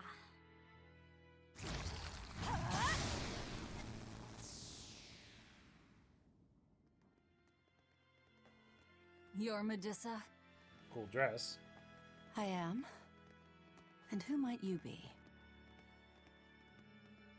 We're like I you. don't like grinding, we carry though. grudges against the Abbey. And Shepherd Artorias. It's gonna be okay. We At came least to get you out of here, Medisa. Not in JRPGs. There's no escape. Oh my, that's a What? particular Please, focused don't shot. Give up.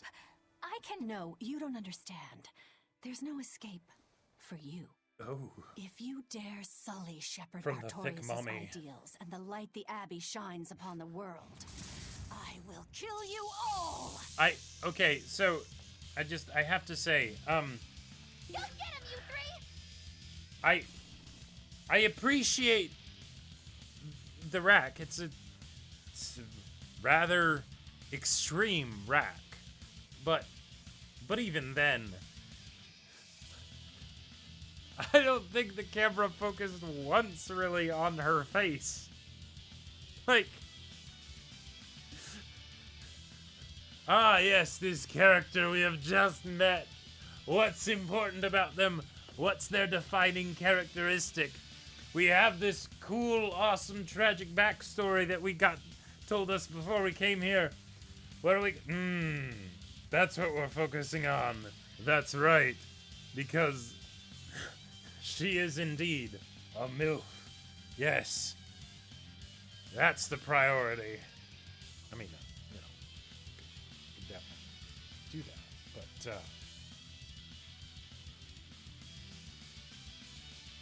And she, from the protagonist's perspective, he never see the main girl's face because he's never looking up.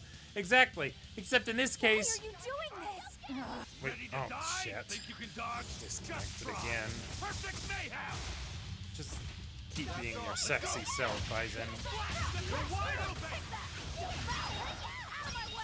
Crash through! Finish!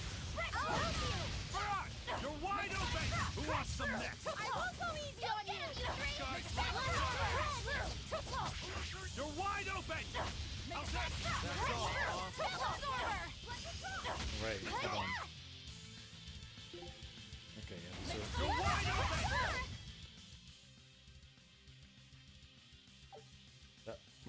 What's that? What's that game? Ah, yes, a blank white screen. That is indeed the best kind of post-combat skit.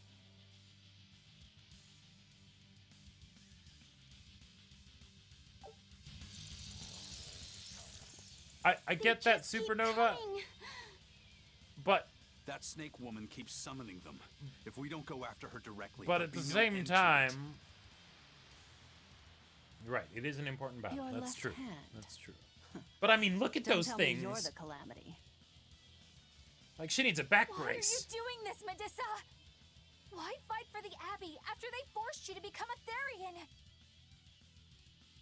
They didn't. I became one of my own free will.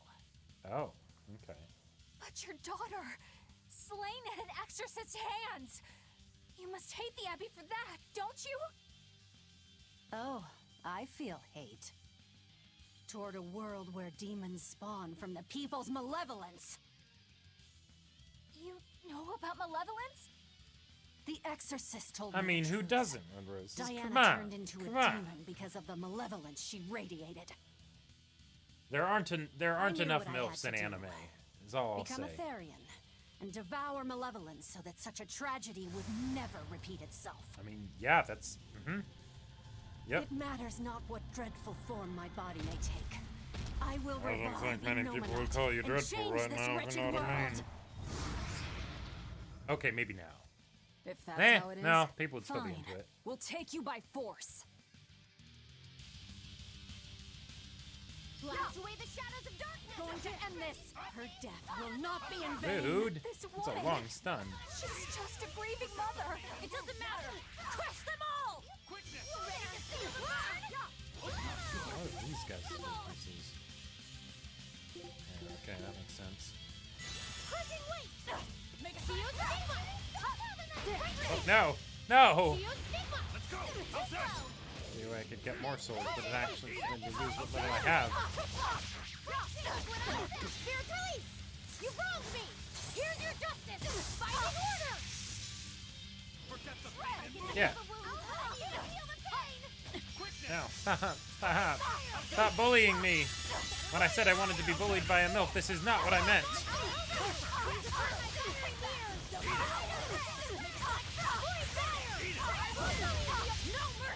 Wounds I won't heal! Lethal pain! Ready to feel the burn? Shield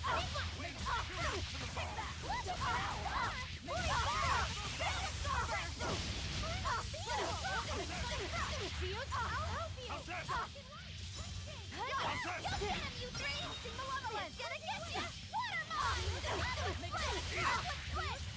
Look what I found! Away the shadows of absorber! Malevolence! Tremble! Absorber!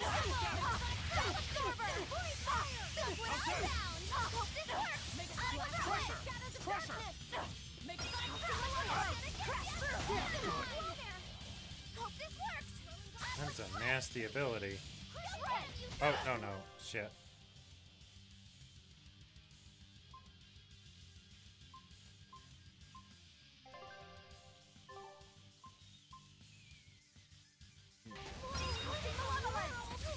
Nope, this is not working. Okay, there we go. Alright.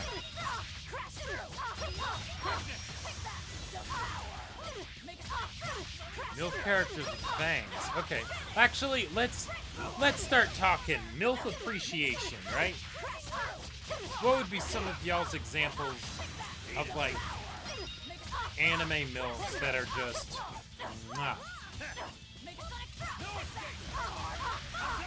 Because, like, there really aren't many. Like, the closest that I can think, it's not even a MILF situation, it's more of like this is an anime that actually focuses around people, you know, that are grown-ass adults, like outside of high school, you know? Ooh, no, here's a MILF. Not actually a mom, but, no, stop. Okay,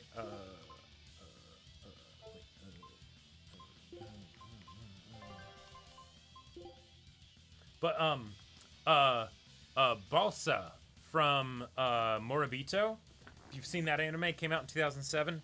Balsa is definitely a MILF. Disgraceful. Let's go!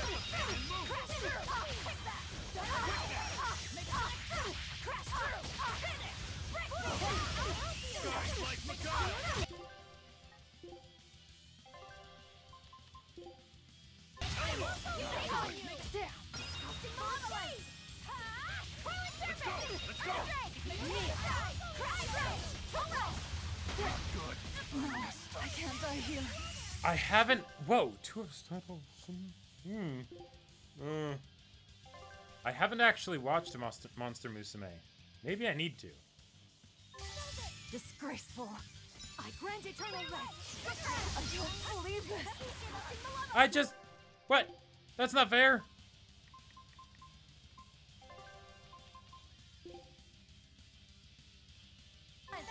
Disgraceful. How could I be so... Oh my god. I grant eternal rest.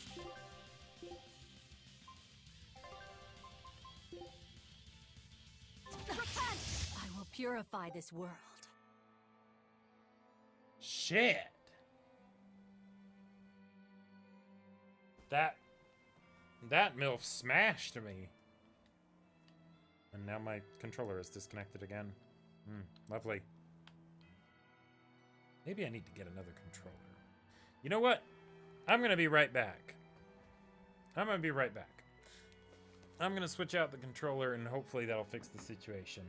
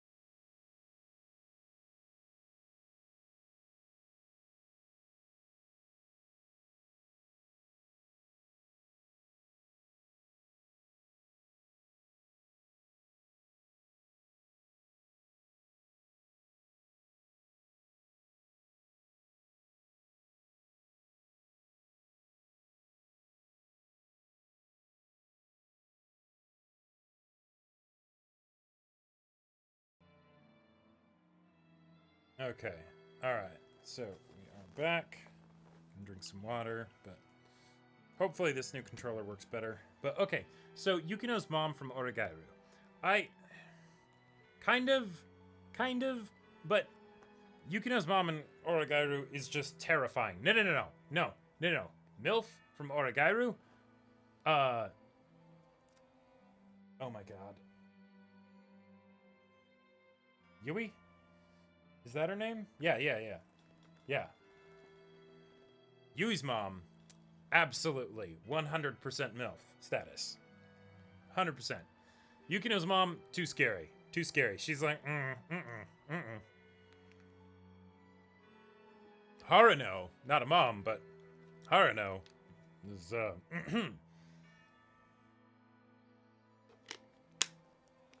like, Also, actually, even though she wasn't, like, made to be sexy, you know? Belle Mare, One Piece? Hell yeah. Hell yeah. Okay, come on. Oh no, is this one not working too? Oh, come on. No. No. Oh wait, maybe I just didn't have it in focus. Okay, yeah. Alright. Holly Cujo. I mean, of course. Of course. Like, yeah. Yeah, absolutely. Why else did Kakyoin travel with them the entire way? Yeah. Definitely. Let's just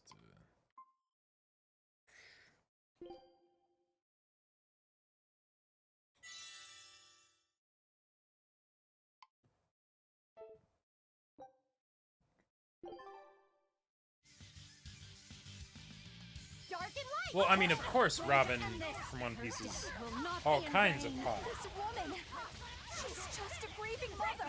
It doesn't matter. No mercy. Wounds that won't heal. Cause the flesh. Lethal pain. Forget the pain and move. Make it quick. Crash through. Crusher, eat it.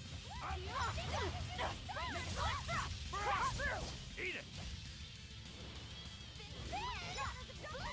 No, no, stay away from Laphicet.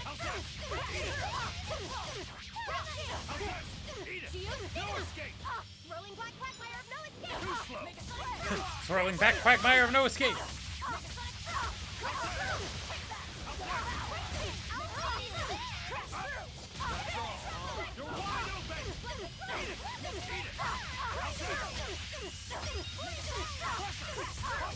Spirit release! You wronged me! Here's your justice! Fighting order! Bubble! Windlash! I'll help you! Malevolence! No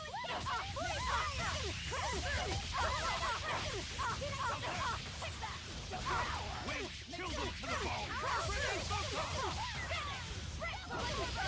No escape! Let's go! No escape!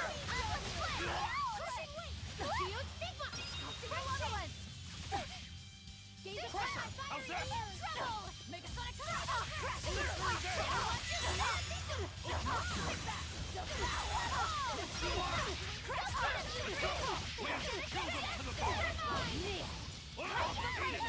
Guys like the guy!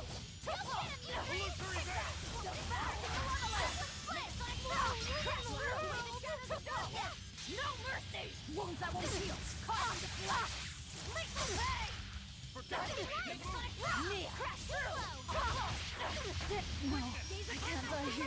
That's just an insta-kill move.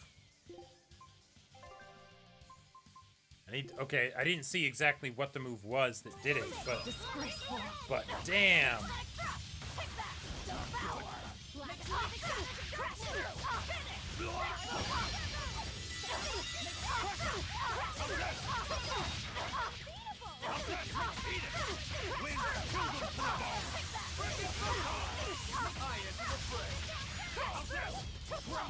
Oh shit, we don't have a healer right now, okay.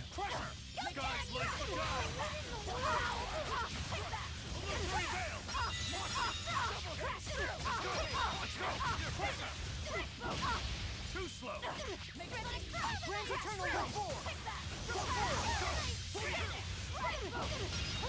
Oh god, that was the insta-kill move right there.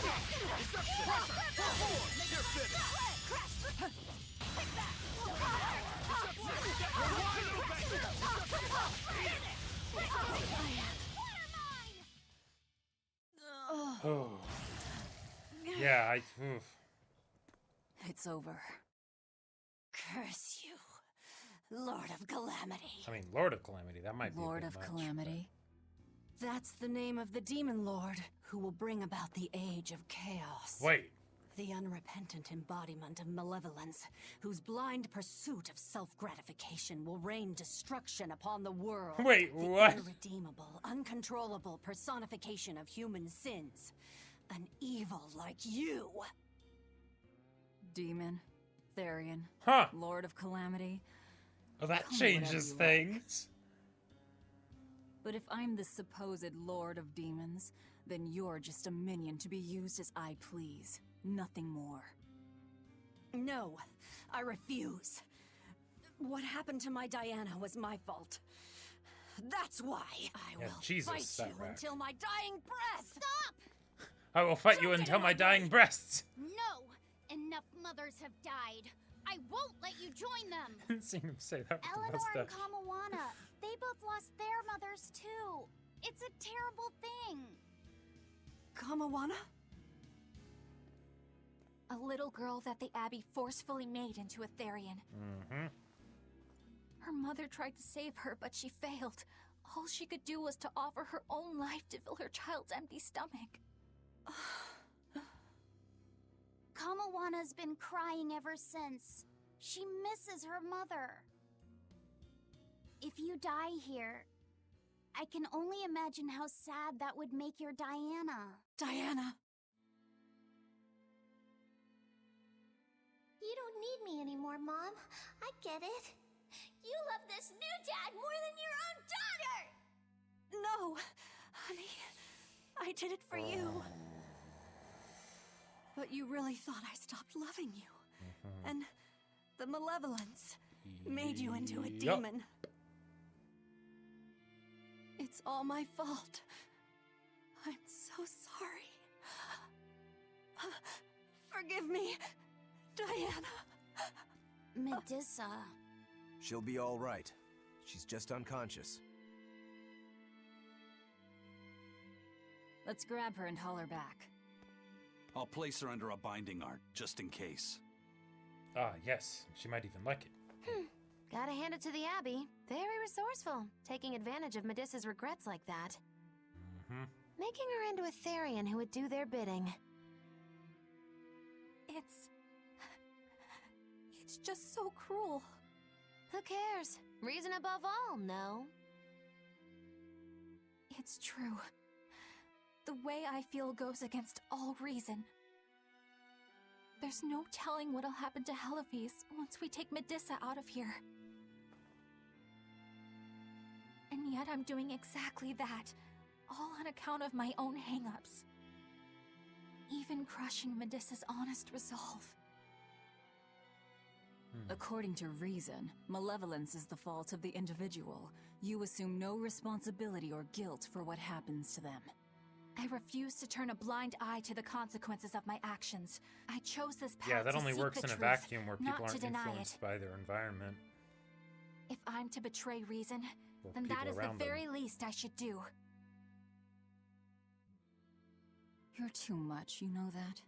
You and Medisa both. And why aren't we seeing your eyes right now? Quit Velvet? overthinking things. Just blame all the suffering on the Lord of Calamity. Makes life easier. Velvet, I'm not trying to cheer you up. I'm just saying it doesn't bother me. Whatever's coming, I can handle it.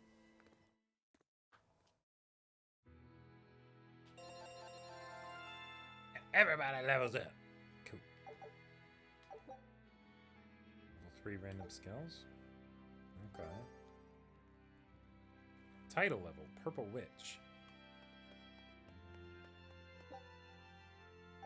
Okay, so what do I need to do now? Return to Titania with Medisa.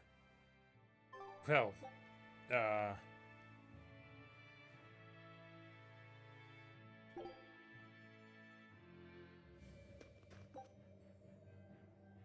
oh, why?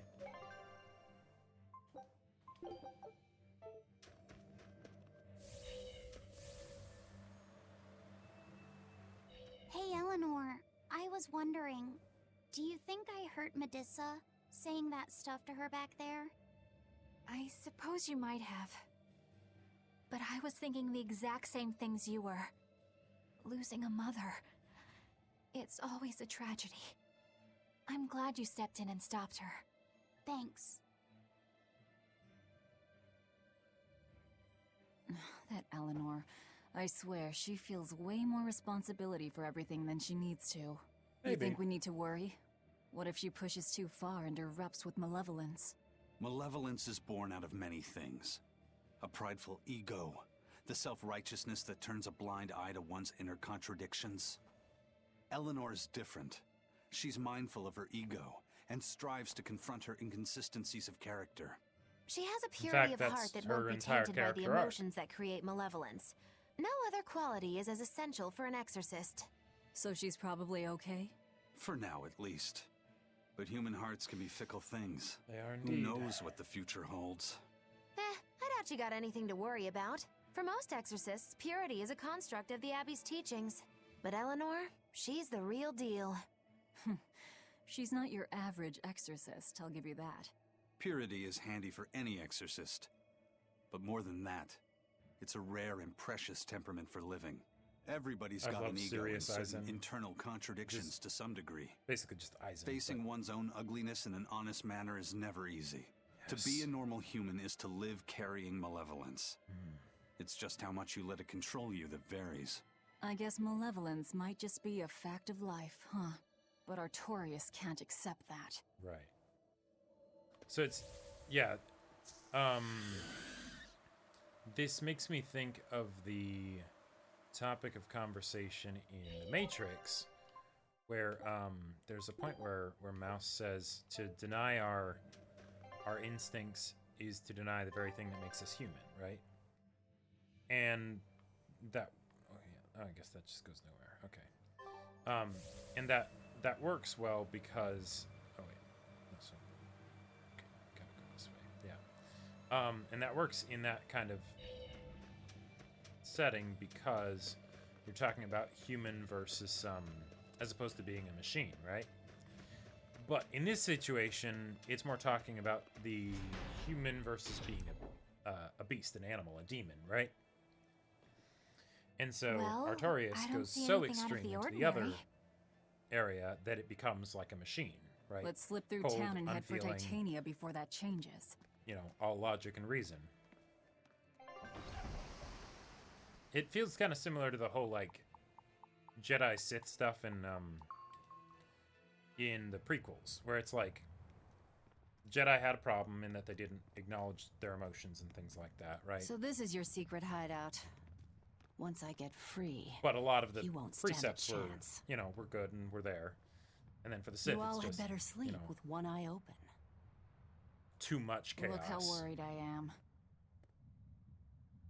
Welcome back!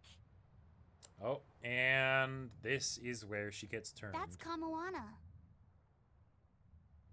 Wait, a child that needs a mother? She's the same age as That is Diana. also a Therian? Looks a bit Did different. the Abbey really turn someone so young into a Therian? Yeah. Oh, and insecurities about how she looks. Maybe you can help her with that. Oh.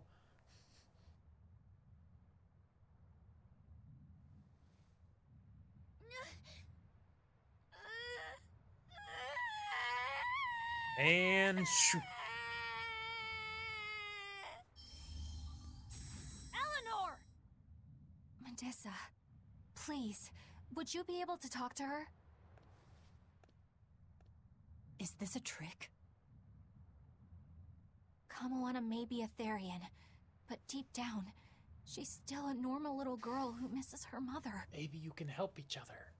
I can't do anything to console her, no matter what I try. But if Yeah, it were exactly, you... One Gamer.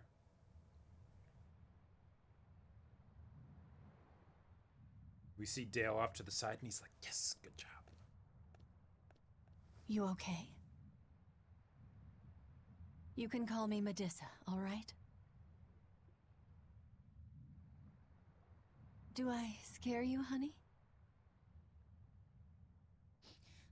A little, but not as much as Velvet and Oh, Dial, that's right, yeah. But Yeah, and then this track don't comes you in. think I'm scary? I had a bad dream earlier. My mommy said I looked scary and that she didn't want me anymore.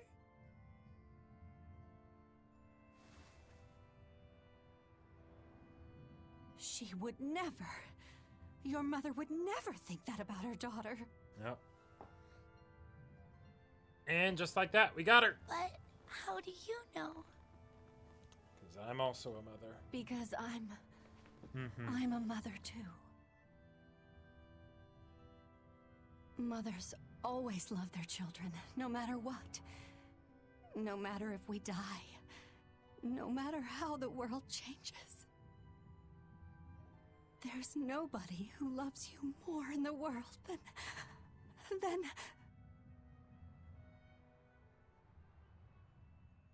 It's okay. You don't have to cry. Hey, there we go. Nice, nice.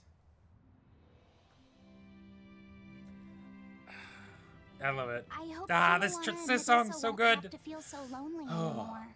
Yeah, trying to stop the waterworks gets old fast. Listen, if it's Okay, not Velvet. too personal, was your mother? She's dead. I lost her when I was even younger than you. Oh, I'm sorry to hear that. It's fine. It just means we've got things in common. So no feeling sad and alone, okay? Oh no, I'm fine. I don't feel lonely or anything. I swear. What's gotten into you? You're so strange sometimes. No, I'm not. Eleanor, I'll All have right. you watch over Kamoana and Medisa. Yes, of course. I'd be honored. Thank you. Are exorcists supposed to be so polite to a grand poobah of calamity or whatever? Grand poobah. Sure, why not? Besides, the Demon Lord ought to not trouble herself over such trivialities. Velvet, Grimoire's calling for you. She says to bring Laphicet and meet her at the observation tower. Got it. All We right. better get going then.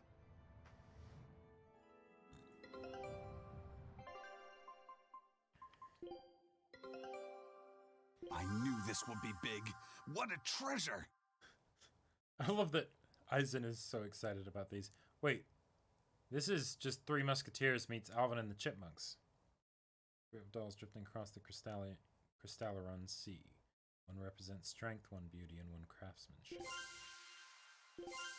Master of Trivia. Black Shiba Inu Tail. Alright. Scout ship.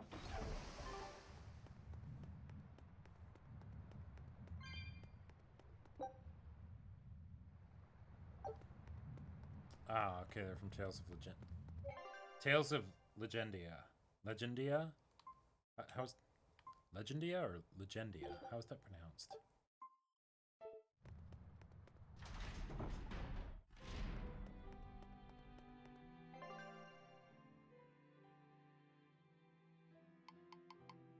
Outer path. Okay, so 1F.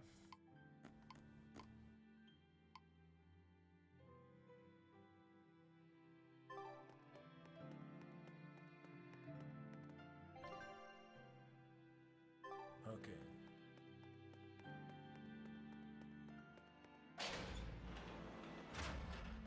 Legendia.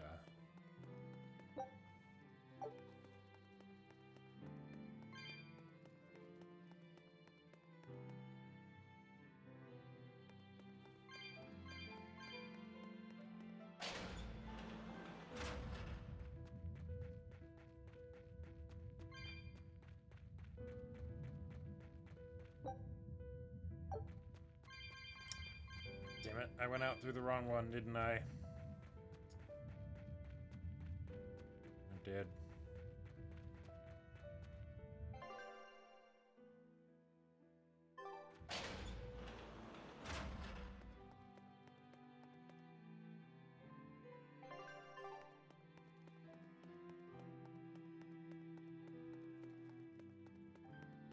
Yeah, because I saw that there were two, so I just need to take the other one.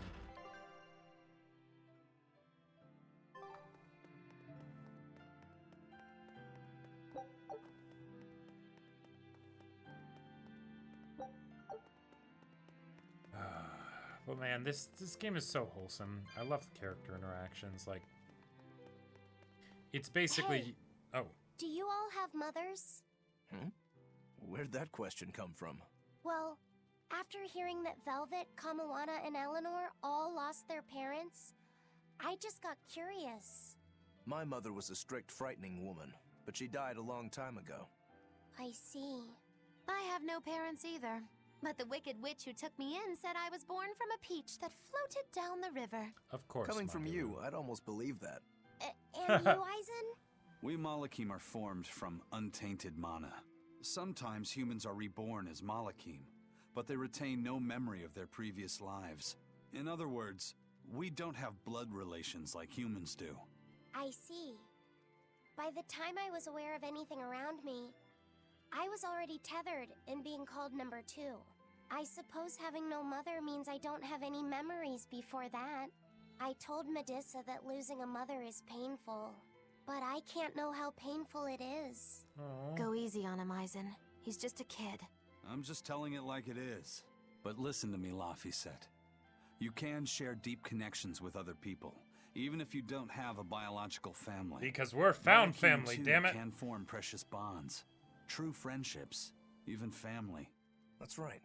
Your words wouldn't have stopped Medisa if they weren't true in your heart. You really think so? I'm sure of it. It's far better than being a witch born from a peach. Nonsense! There's no nobler way to be born! I have an everlasting friendship with a dog, a monkey, a pheasant, and Bienfu. I hope he's right. That was great. But yeah, like, this game is really, really leaning into the whole found family thing, and I love it so much because that's probably one of my favorite like story tropes. It's just, it's so much fun. So wait, hold on, where am I? There. So I need to go down to E1 and then right.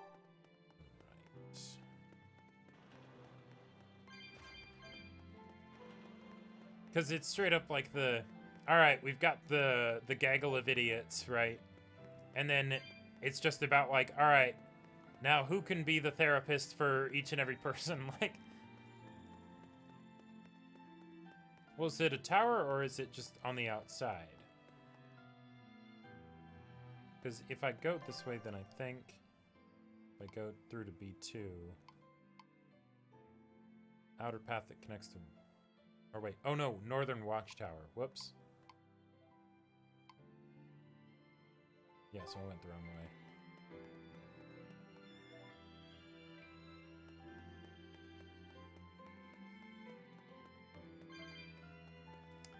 I always forget that even though it's in the same section of the map, it actually has a different name.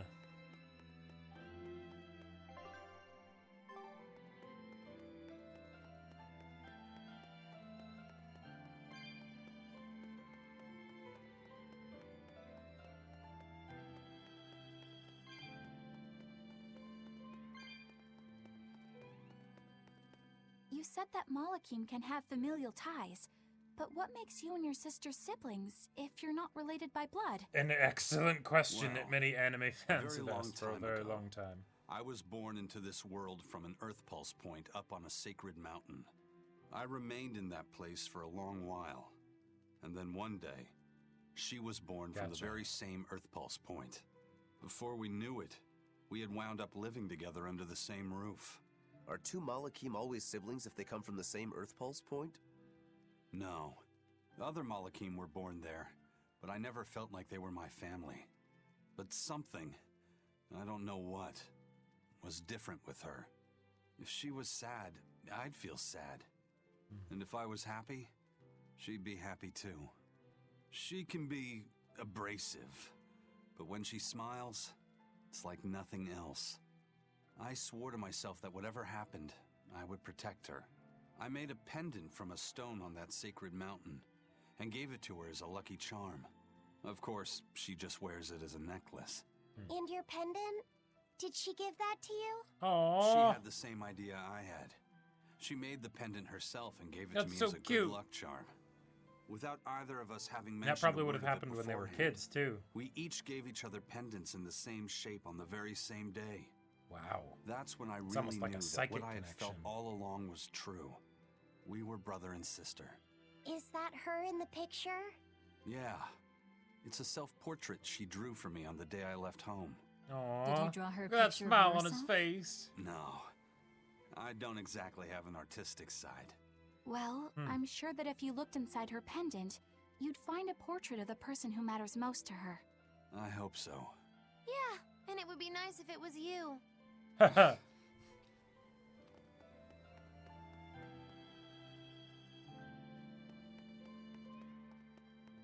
Alright.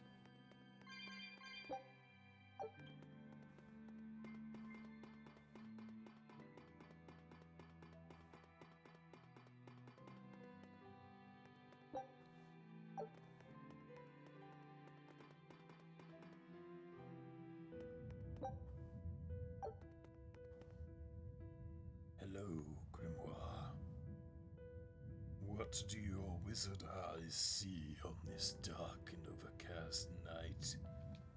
Ah, there you two are. Hi, teacher. Oh, everyone's Have you made here. progress deciphering the book?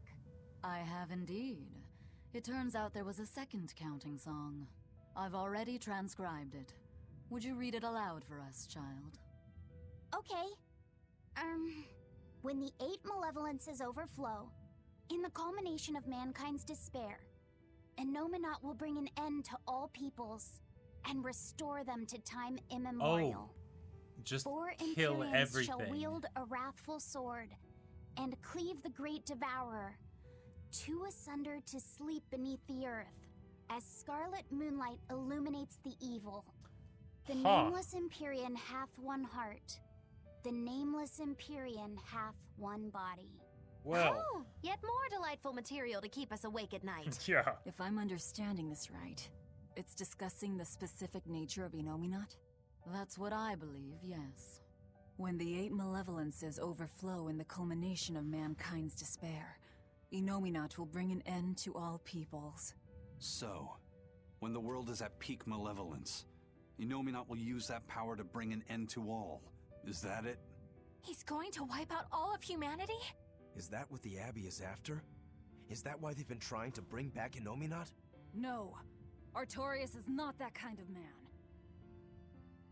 His two primary ideals are the many over one, and the restoration of order through will and reason. Yeah, you'd have to get pretty far gone if you wanted to to do protect that. this world, not to eradicate it. You mean that's who he is as far as you know, yeah? Mm-hmm. People change, Velvet. Perhaps the shepherd gave up hope. Yeah. Maybe he lost faith in mankind. Fools prone to sin, Best to endlessly start over. generating malevolence. He's not like that. If that's all true, then what point was there in Laffy's death? Well, Is it there wasn't anything worth it else in either that way. book? Yes and no. This copy itself is incomplete.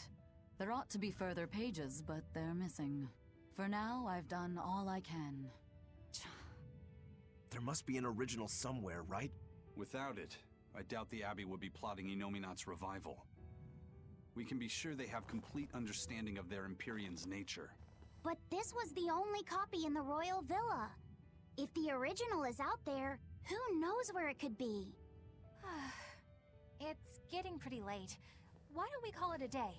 Yeah, let's get some rest.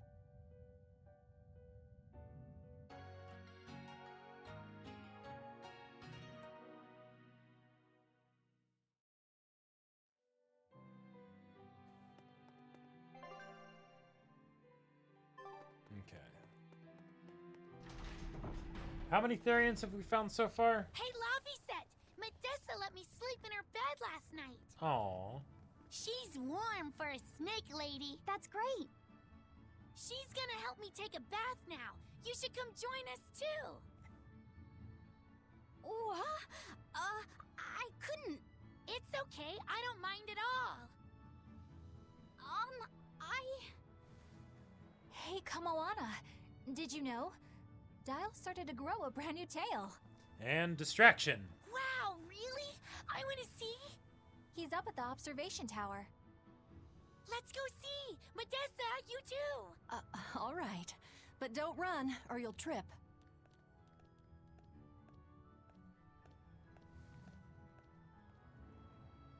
Five out of 7. I would definitely say Thanks, so, Eleanor. Ashmain. I appreciate it. The characters are where it's Having at. some girl trouble, my little Malik? No, I'm just glad he's still too Kamoana young for and that. Medisa are starting to feel better. Yeah, they both still have a long way to go, but it's such a relief to see them smiling. Exactly, one gamer. We've got bigger things to worry about. Hurry up and locate the next Earth Pulse Dad point. types too, probably. Right. Okay. Must you always be so blunt, Velvet? I must, in fact. We're up against the Abbey here, and sooner or later they'll find this place. That's true, but still. Do we go find They might another not hideout? care. No, They already abandoned we'll keep on the Helleves. offensive. We'll capture the remaining Therians before the Abbey finds us. As a swordsman, I can respect that mindset. Like, if I'm not so sure we could hold this place anyway. Artorias is wanting to end all life, got he no might not care. obligation to. You know? I found another Earth Pulse point. It's in the eastern part of Eastgand, I think. But that's... All right. We're headed for Eastgand. Wait, Eastgand. Then our first stop should be Port Taliesin. God, I love hearing Taliesin say that. But if it's in Eastgand, I don't remember correctly. I don't remember for sure. But is it possible that could be near where Velvet's village was? Huh. When mankind's despair reaches its pinnacle, Inominat shall reach out and bring an end to all. So that song bothers you too? No matter how many times I read it, I don't see any good in it. Understanding that ancient tongue is difficult, right? Perhaps there's another interpretation? Maybe the end to all actually means an end to all human suffering, for example. Man. That is a possibility. Only way to end all suffering is to have people stop We're far too lacking living. in material to know anything for sure. We need the other half of that book, or some other text on the Nomi. Yeah, that was pretty. We don't have the time to search for it. Wouldn't even know where to start looking. And It's not about obligation. It's about book what is you'll just a choose to do. copy. Whoever transcribed it might have made an error too. That's an unexpectedly sharp insight coming from you. I'm an expert at I noticed it. I errors. just didn't think When too Miss much of it. Makilu made me copy magic tomes for her, I did it pretty half-heartedly. Didn't that cause a Admitting lot it. of problems? Well, when she tried to cast a spell from one of the tomes, the spell exploded in her face. It's really her own fault, though. She told me to copy 100 books in 3 days. That's impossible. Oh, how cruel. Cruel is right. That witch is a real devil, I tell you. A slave driver. Bienfu, let's go somewhere a little more private, shall we? Miss Makilu. Hush now. There's no need to worry. I'll make it a half-hearted punishment. Nice. Wait, another one? That almost looks like the same skit. Grimoire always looks like she never wants to do any work, but despite all her grumbling, when she starts a job, she gets it done. And quickly, too. She's frank, but she still takes care not to say anything to hurt anyone's feelings. I have to say, I like that in a woman. It's charming. Well, sorry if I'm inconsiderate and charmless then. I didn't mean it like that. You're all still so young and have led different lives. Can't fault you for being you. Rokuro's a MILF hunter. We lack a certain air of maturity. I might not disagree. That's for sure. It's true Lord Artorius has scolded my lack of composure at times. Oh, Although I do scolded get of the an- impression that Grimoire has been dependable like that since she was young. And it's a good impression at that. Old Grimm's been that way since the day she was born. I hate to admit it, but her combination of insightful words and deadpan expression has charmed the hearts of many a Moloch. At her peak, she had a fan club 8,848 members strong. Wow. And her dinner shows would sell out the day the tickets went on sale. Molochim came by the droves to doze off listening to her live readings of ancient books. Wow! I had no idea she was so popular. Yeah, she's even a regular feature in Who's Who Among Norman. Now that I think about it, I could see how a person could interpret her lethargy as patience and her vague dispassion as maturity and poise. Compared to her, I'm just... Wow. Were you just trying to imitate her? Nice. No, I didn't mean to. Whether you meant to or not, that kind of felt like her just now. I can see it in you, waiting to be awakened. That sophisticated charm. Me? Sophisticated and charming? I don't know. Try talking like her. You know how she lets her sentences trail off. This is your make or break moment here. All right. I think I know what you mean. Here goes nothing. Oh. No. What do you think, Laffy said? Do I sound like her? It feels a little off, but you're definitely doing it. I think. You don't have to grow up, Madam Eleanor. You're cute just the way you are. You stay out of this, Bienfu! Not that I really care, but who ended up winning the fishing competition when we were trying to catch a Therian? Man, that was a while ago. I lost because I came away with nothing. Didn't everyone come away it with was nothing? a draw. As I'm sure everyone remembers, all I fished up were octopus demons. We were competing over who would catch the Therian. Demons didn't count, so my score was 0-2. No, the loss is mine, and I'm not giving it to you. Competing over who lost. That's not just something you can up and decide like that. In fact, by fishing up those octopus demons, I put everyone in danger. That should count for negative points. I lost. They really can't agree on anything. It was all in fun. I care. Every competition must have a winner and a loser, no matter what. That's just how I see it. Yeah, I'm with Eisen on this one. It doesn't do anyone any good to make the final results murky.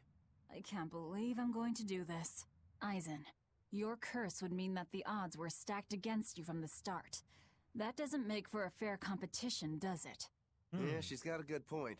We'll just have to settle the score some other way. What can you guys do? Play cards? Chess? What? Cards are a no-go for me. I'll just end up drawing jokers. And I can play shogi, but I don't know chess. Then what about arm wrestling? Would that God. work? Whoa, whoa! Having a demon and a Moloch clasp hands is just asking for trouble with malevolence. You're both adults, so why not a drinking contest? Yes. That's yes. it. If we have a drinking contest, we'll be able to compete on an even playing field. Yeah, I don't see anything wrong with that. I'll have the crew bring out the drinks. Oh, God. Well, that's one way of resolving it, I suppose. Whatever gets it done. I'm not gonna complain. If you guys are gonna have They're a so happy. contest, you're gonna need some tasty snacks to go with all that alcohol, right? Definitely. Let's go out and fish us some snacks. Oh, no. Yeah, let's take out the little boat. We can even pick up where we left off our fishing competition. Didn't we just figure out he can't really fish? We were just about to finally resolve this mess. Why'd you have to go and stick your nose into it? What? Why are you yelling at me? I didn't do anything wrong. Bien! Oh, God. I both loved and hated that skit. Because, like, okay, the skit was hilarious. The skit was hilarious, right?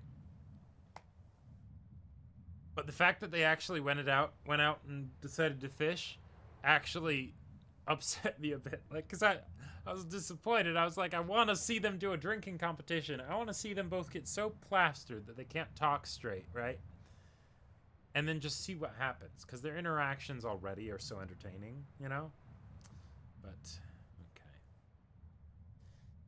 okay. What direction do I think it's going? I mean, the past development of, like, you know, the Therians, the Earth Pulse Points, and the, you know, Demon of Calamity or the God of Calamity or stuff like that. I think it's, in general, I would say that it's something where they're trying to set up the alternative point of view for the teenage kids with the power of friendship that are going to go defeat God.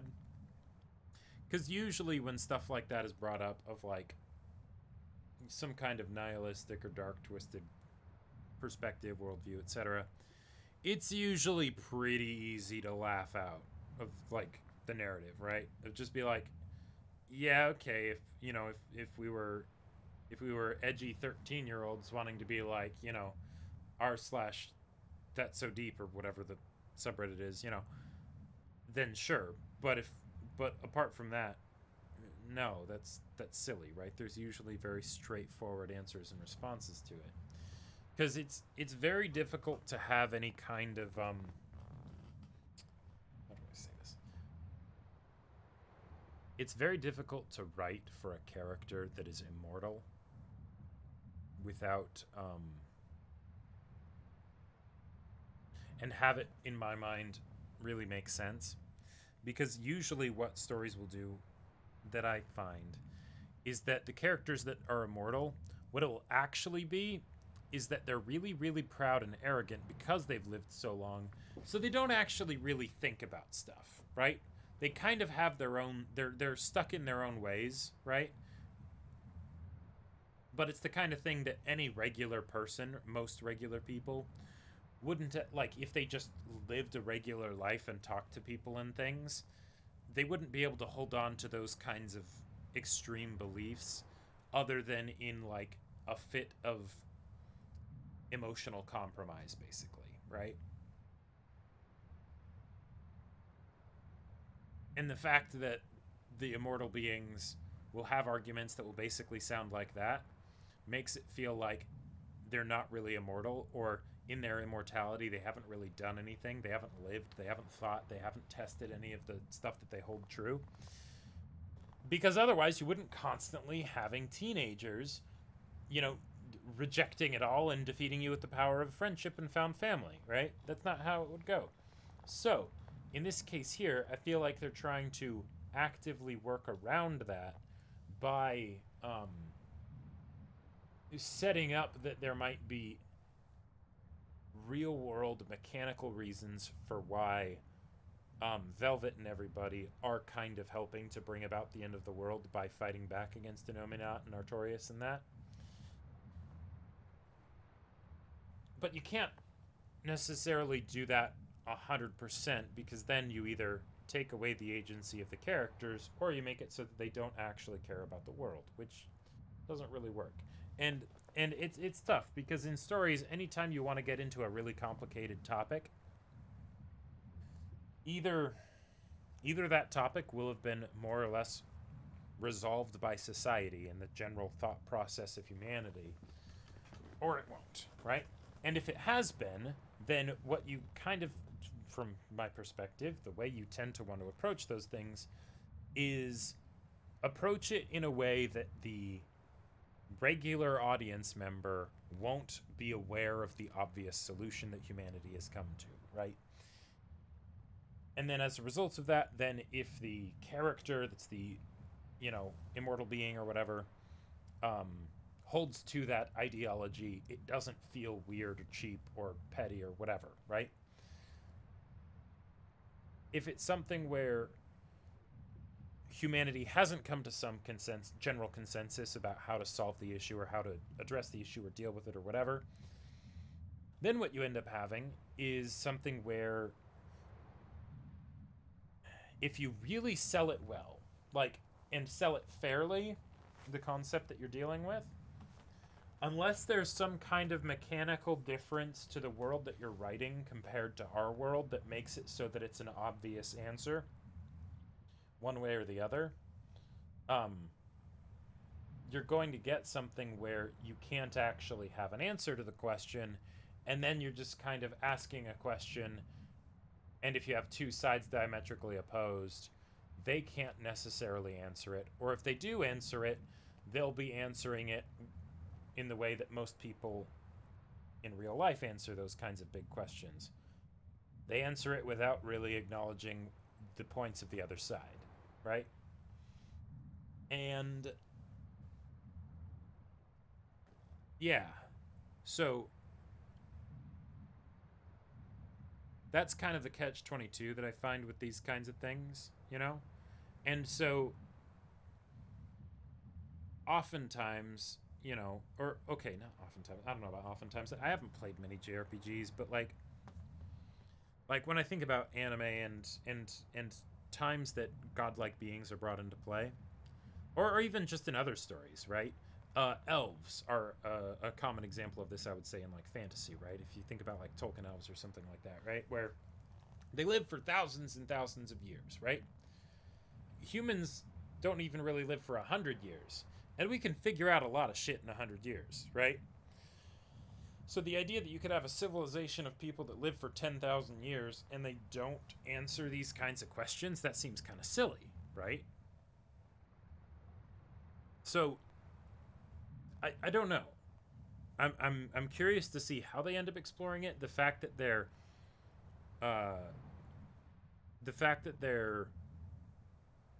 clearly making attempts to make it be more complicated and interesting than just, bad guy wants to end the world or something, or wants to rule the world or whatever, and he's gonna get some god being to help him out, and now we have to rage against God. I very much appreciate that. As far as getting answers to the questions that are being posed, I feel like we're not really going to be able to get that. Maybe the most satisfying thing for them to do in this case, and I could totally be wrong, you know, but is to make it be something where it's not about if there is some objective right answer or whatever, because then that would be going more into the logic territory. But it's that, okay, yeah, you make some great points. I don't necessarily have an answer for that.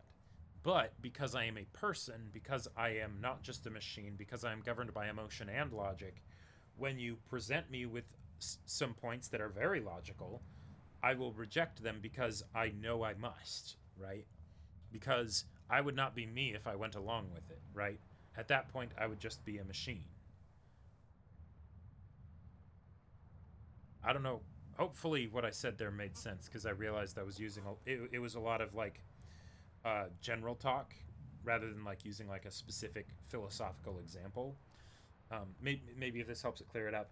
In Beastars, right? You have, you know, in a similar way to Zootopia, because yes, the author was inspired by Zootopia, you get at the whole idea of prejudice because you have herbivores and carnivores, right? And as a result, there is basically bad blood between the two groups. How do you get them to trust each other and cooperate and have a society where, you know, they're not just killing each other? And it's a great representation of the fact that humans have been able to actually make a society in general. Why am I still on this mode? Okay, here we go. That humans have been able to form a society and aren't just in little, you know, clans killing each other, you know, with sticks and stones, right? Because the fact that human society exists is, you know, fucking incredible, right? But with something like Beastars, the reason why the answer doesn't actually, it doesn't fully line up, and you might be able to get a more concrete answer one way or the other, is because in Beastars you have people actually. Scout ship settings. That was just one of the exploration things that I was resetting. You have animals that are actually eating each other, right? And that's part of their biological. That's a biological necessity for them, right? You don't really have an equivalent of that in the human world, right? As far as humans to humans, right? Even in something like, say, Beastars, where they use it also as like a way to explore the idea of sexual relationships and how that can get out of hand if you know, you basically give in to your instinctual desires and stuff. It's not inherently predatory for humans, right? Like, whereas, you know, with animals, you have a wolf, the wolf needs to eat, right? And it could try and eat eggs or vegetables or whatever, but it's not really the same, right? They need meat, but the problem is that unless you get something that, you know, is like from people that died and donated their body or something like that, you are actually going to be actively harming another living being as a result of fulfilling this need that you do not have control over, right? You can control what you do with the need, but you cannot control the fact that you have the need. So, yeah, and maybe I'm getting a bit too off base with it for this game, but like that's an example of where I would say you have you use a theoretical world to get at a real human problem, but because of the differences in the theoretical world that you've made up, the differences in the story, right? You can't truly use that to answer the human problem. It's more for the sake of exploring it and generating thought surrounding the topic. And that's why I would say those stories get really popular, is because then it helps you think about those serious topics, and from within the safe bounds of this is something that's happening in a TV show, a book, a movie, an anime, or whatever, right? Rather than something I'm needing to deal with in person, right? You know, getting into the idea of, you know, discrimination and prejudice and stuff in the real world, that's a very, very big, complicated, messy topic, and you know, and if you simplify it down to just herbivores and carnivores, right, that, you know, it might make it a bit easier to handle, certainly more palatable, right? But they are not the same, they are not equivalent, right? So yeah. Ooh, yeah, the in-game theme is Why Birds Fly, which isn't much different than Why Do Wolves Hunt. Yeah, and that's Right. And you know, the general explanation is just sort of that's what people do, right? But then, are you really saying anything, right? And so that's where I'm really curious to see how this game will handle it, because it is definitely bringing up particular mechanical things in how the dynamics of the chaos and the order and all of that stuff works in this world, to make it not be as trivial as I would usually find it in stories and games and stuff. But because it's a different world, I don't see how they would necessarily be able to answer the question. And if they do answer the question in this world, how much overlap would there be able to be with applying the parallel of that answer, right, to the question in our world, you know? Like if they end up figuring out some mechanical way to balance the whole thing with the Nominat and the chaos and the, you know, the malevolence and everything, right? That's great.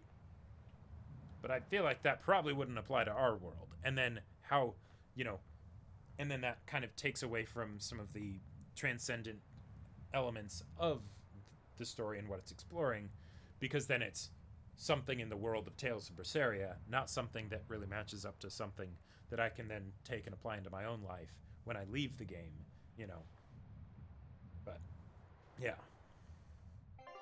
That was a very long spiel. Thanks for bearing with it and everything. But, yeah, it's... Yeah. The game is not taking the easy route. And that excites me.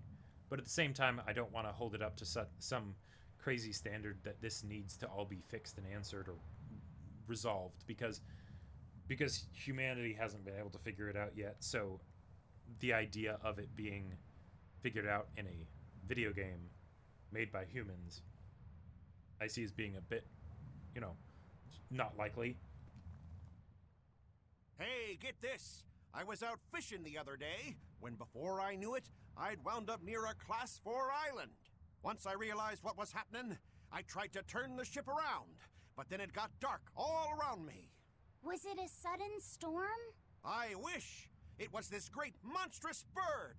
Damn thing had wings big enough to cover up the whole blasted sky! Okay. That sounds like a bit of a stretch to me. You think I'm lying? Then check it out for yourself. You just might not make it back alive. That guy's a much older sounding voice than his model. Okay. I mean, One Gamer, I feel like you do know that Wolf Children was my favorite movie for the longest time, right? I feel like that kind of answers that question. Question isn't, you know, assuming that werewolves existed and everything, it wouldn't be could they fall in love. Yeah, okay, yeah, you did know. Yeah, but it wouldn't be about could they fall in love. It would be what would be the ramifications really of that. something. How would they make it work? No way How I'd would want they to fit go to into prison society? here, but it'd make a great hideout. If I'm gonna be left in charge of this place, I'll turn it into the best hideout ever. You better have secret tunnels. Someone has to look after this place while you're all running around, maintaining the ships in the base, watching the prince and Medisa, keeping Kamoana company. I'll keep this place running ship-shape, so that you all can focus on looking for the Therians. But those are just odd jobs anyone can do. You're a navigator. Isn't that a waste of your talents? You dolt! These are important tasks! Someone's gotta do it! We've got another navigator, but is there anyone besides me that could handle all of this by themselves? Besides, maybe. Ever since I lost my tail, my balance has been off. The seasickness is killing me. That's your story and you're sticking to it? Tell the truth. You don't want to come because you're afraid you'll be hurt again. Just like you, Velvet. No, but physically instead of emotionally.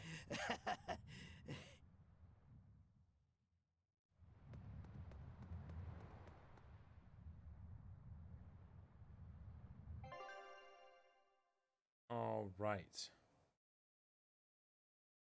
So I want to get to Eastgand.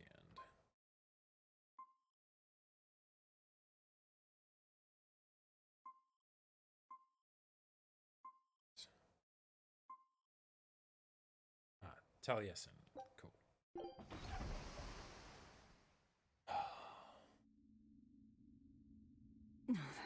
This is new. It's sour. But she so can you taste kept it. Your sense of taste. Wait. In my dreams I have.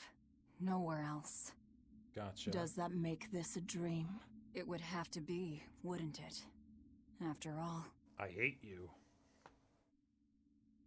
I devoured you. Mm-hmm. That's right. Don't you go forgetting it. How could I ever forget it? The taste of your... Oh. How could I ever... Shit.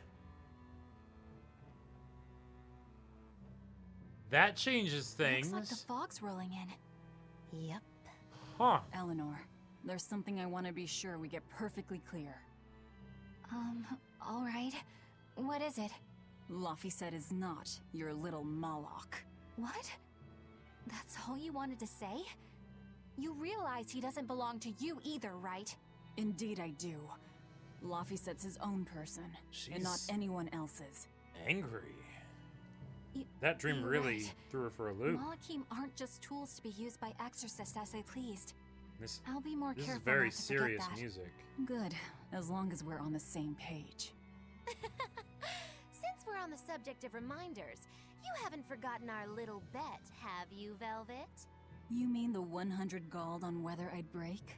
No, I haven't forgotten. A word of caution. People can fight against pain, but they can't fight against happiness. Ooh. If you're keen on winning our bet, I'd steer clear of ill-fitting dreams. Sorry to break it to you, but all I have anymore are nightmares. Huh.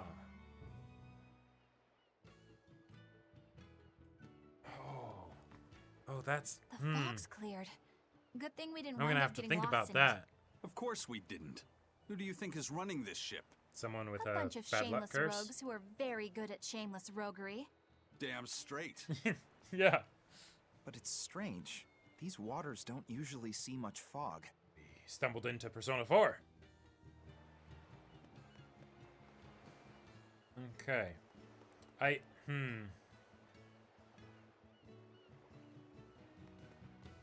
So, I kind of want to just stop and talk about that scene that happened, but I just did a long spiel, so I'm not going to do that again. However, I'm going to talk about it as we go. So, alright. Velvet had that dream. Initially, that made me think that maybe the exorcist that she devoured still lived on inside her, you know? But that might not be the case. It might just be her own imagination. But we saw something from Velvet with that dream and the scene that followed that is very different than anything we've really seen from her before. And that's not being sure of herself, right? That's questioning things. And being bothered by the fact that she isn't sure and that she doesn't know. Usually when that happens, it will always involve Laphicet of like, she's not sure how to connect with him, you know? But this was different. This was something that actively got under her skin rather than just being something she yearned for or wondered about, right? It pissed her off. There isn't much that pisses off Velvet. Like, she does have that kind of resting bitch face, but really, it's that she's pissed off at Artorias. And she's pissed off at herself for not being able to save Laffy, right? But that's pretty much it. And while it does definitely bleed out into her everyday life, it's usually just that, you know, the edges, right?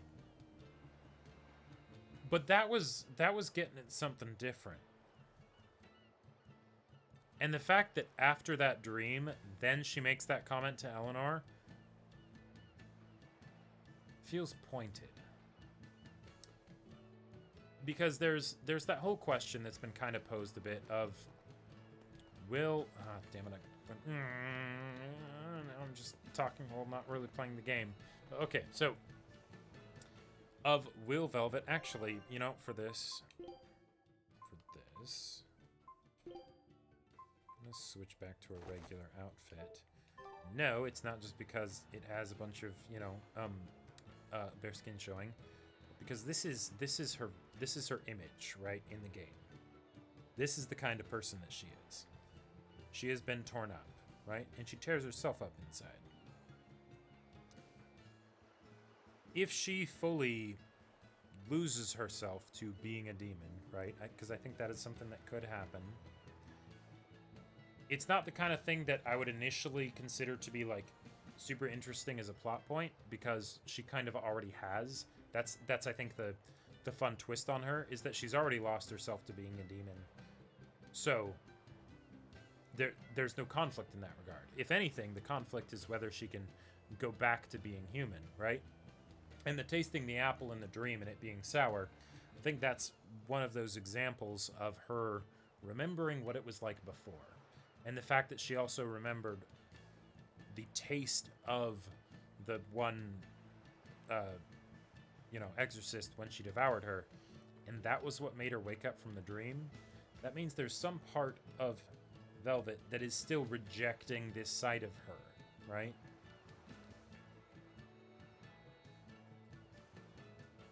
And that's curious to me. Because of course she is. Like, well, no, not of course. Most people would, I think. Saris, thanks for the reminder.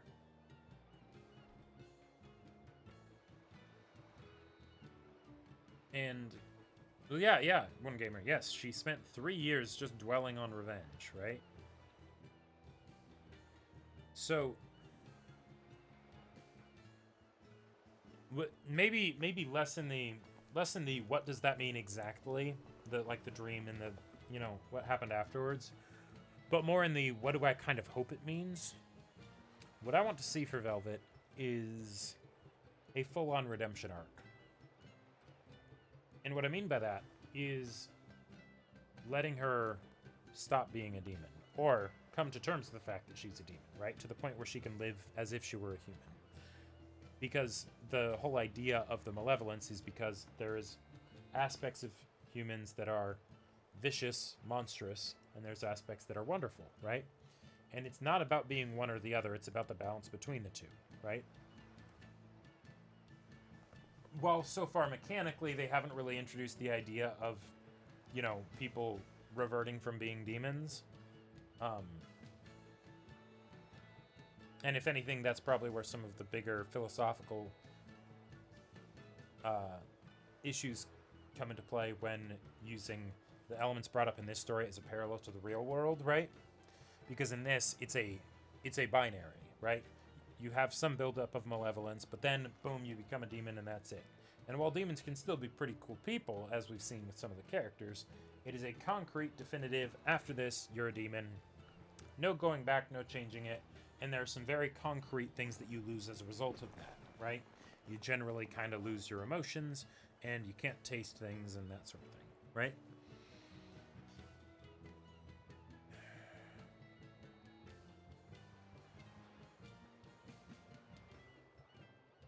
And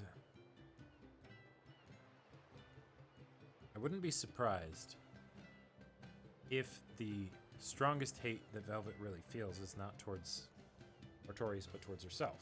Because if only I had been able to do something, right? And if that self-hatred is a thing, then it would also potentially make sense that she would have self-hatred towards herself for being a demon, right? She hates that she is this way, right?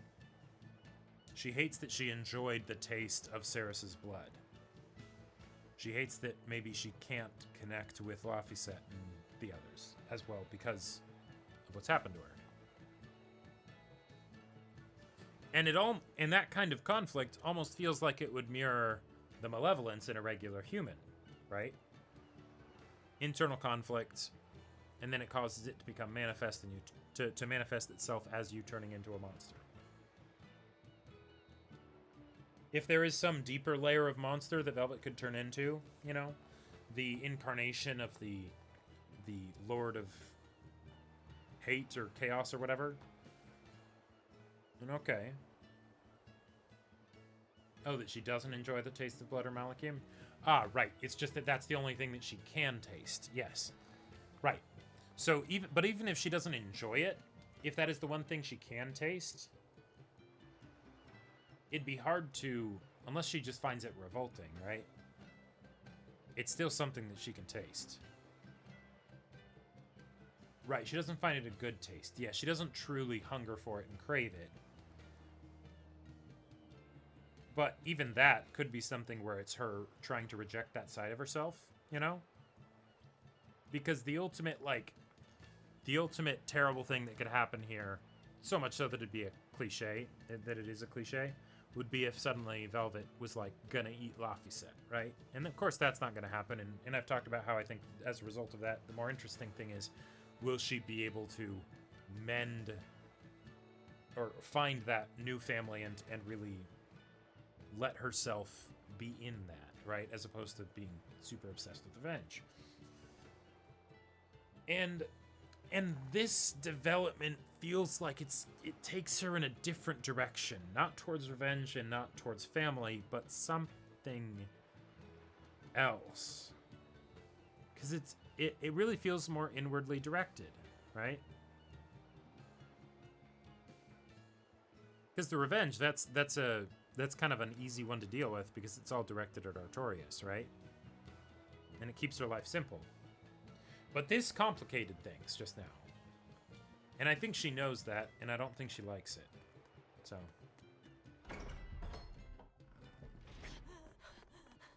Good thing I stopped there. Whoa! It's like a castle. This used to be the base of operations for a rich trading family. When trouble came knocking, they were ready for it, to say the least. Wow! They must have had a lot of enemies. But that was a long time ago. Nowadays, it's just another town in the middle of nowhere. But even so, to us, it was the big city of our dreams. You know this area well. I grew up near here. Keep on going, all right, and you'll run into a ball. My home village. Awesome, I love it. Then I love it. The Therian is... Let's go back to the beginning. Somewhere in my village. Is that okay? No one will know me there. They all turned into demons. Everyone I knew, I already devoured. That's a line. And that's a great reminder to the audience, too, of, like, this is how deep Velvet's issues go, basically, right? It's not something that can be resolved quickly or easily. If it was, there wouldn't be a story about it. Let's get the quick drop. Damn. No. I forgot today was the day Nico was coming. I missed out on buying that special quiche. That's too bad. Wait. I wish she'd just open up a shop here. You'd think it would be Hold easier than on. always having to make the long trek from a ball. I heard she doesn't want to leave the village because she's waiting for her missing friend to return. What are you talking about? Oh nothing but a ruin. Oh no! Well, you're a morbid young woman. Sure, the place was hit pretty bad by a demon a few years ago, but it's not like it's abandoned. Many of the villagers were hurt, but thanks to Lord Artorias, nearly all of them survived in the end. What? Can't be. What? It certainly is. In fact, there's a girl from there, Nico, who comes here once a week to sell things. Just Holy yesterday, my shit. husband sent medicine to the general store there and got some juicy prickle boar meat in return. That can't be right. Oh my god. My own hand, Oh my god. Oh no. What's going on? Oh That's no. what I'd like to know. Oh, Velvet is going to have a breakdown like we've never seen. Holy shit. Oh, this is a cool development. This is a cool development. Because, okay. God damn it. Most of this stream I've just spent talking. Yeah, no, I see the skit, but I want to get through this before we get to the skit. One of the biggest reasons why I think the, horrible, tragic backstory that causes all the people you knew and loved to die is problematic is because then you don't have any people that the character is immediately attached to. You cut everything away. And while that is very effective for breaking your character, I would say it's only really effective for the story in so much as you are then able to then build the connections back up around the character, right? And that's why we spend so much time having Velvet meet all these new people and stuff and learning how to integrate into them and everything. It's really good. So the game handled the problem with the tragic backstory. And now, oh man, they're potentially bringing all those people back. Yeah, and yes, Velvet did, like, devour them and everything. Or at least she thought she did. But then, this is also something where she started to heal from the past hurt. So if we end up getting something where then she has to think, wait, did I actually need to heal from that past hurt? Has this been here the whole time and I just didn't realize it? What has my life been? Because the 3 years of hate in the hole, that was how she put herself back together from the traumatic thing that happened. But if suddenly, potentially, the reason for her hate is cut out from under her, what does she do? Now I get the feeling that Laffy is still going to be dead, because he was sacrificed and everything, right? So that's a different situation than the rest of the town. But even then, yeah, this is gonna be, oh boy. Oh boy.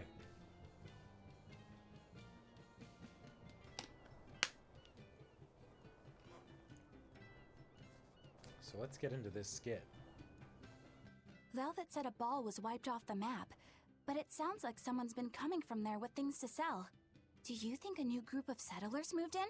Apparently that merchant Nico is someone Velvet knows. She said something about Artorias having saved the village. Do you think it had something to do with the Earth Pulse point? I can't say. We've heard too many conflicting things. This feels wrong to me. Really, really wrong. And careful, One Gamer, don't go into any by wandering spoilers or blindly in the anything. dark. Because even A that's path pretty forward is hinting. our only way. Right. It's not like we can turn back. But Miss Mogulu, what if there's darkness ahead too? Then we'll take a nice nap together. Forever, probably. Oh. Okay. Let's see how we can...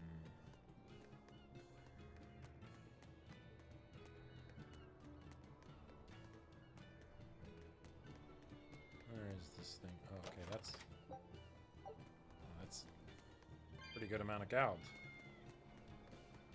Where is the...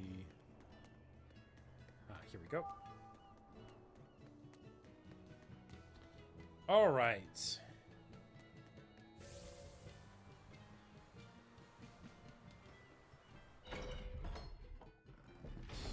We'll just have to go there and see for ourselves. Which way is your village? It's far to the east, through the Morgana woods. I wonder what Velvet's hometown is like. A ball? I've heard about it from other sailors, although that was a long time ago. They said it's a fairly plain place, and it's home to rustic, hospitable folk. That sounds It like is, any not it country was. village to me. I wonder if Velvet used to be rustic and hospitable. Oh, you mean to say she's devious and rude now? Not at all. It's okay, you can admit it.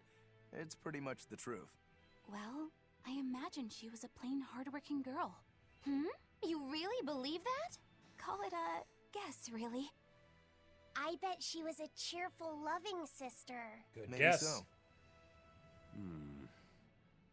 And now she's the Lord of Calamity. If she sees her former friends, maybe she'll remember some of what she's lost. But what has she lost? Everything! I'm sorry. I'm not sorry. Oh, uh-oh. Uh-oh. Oh, oh no! No!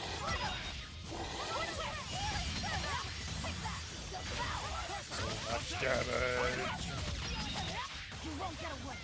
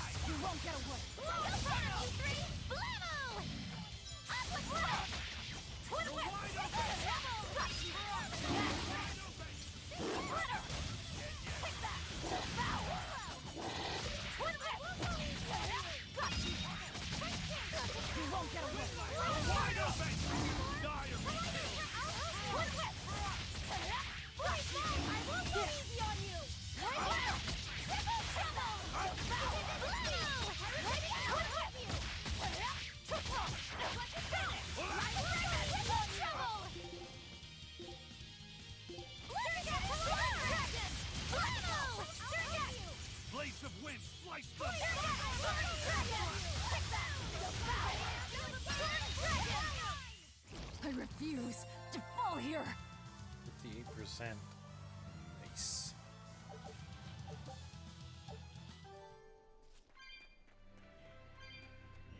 It is a pretty sweet system, One Gamer. I agree. And yet, I will still try to avoid them as much as possible.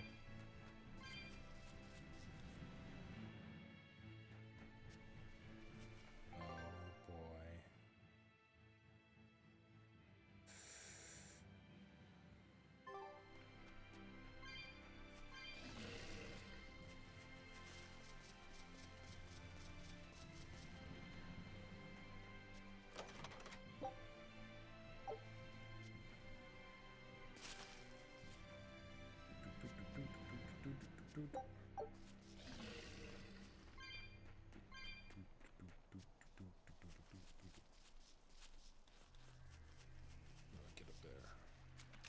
What? No! It's right there!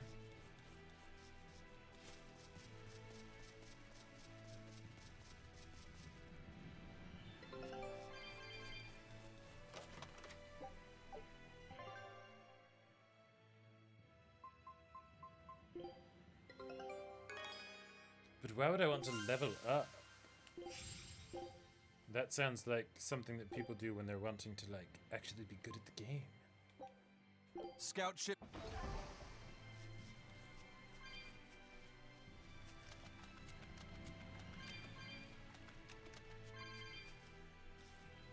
Don't fight the code red. Good to know. Wasn't planning on it.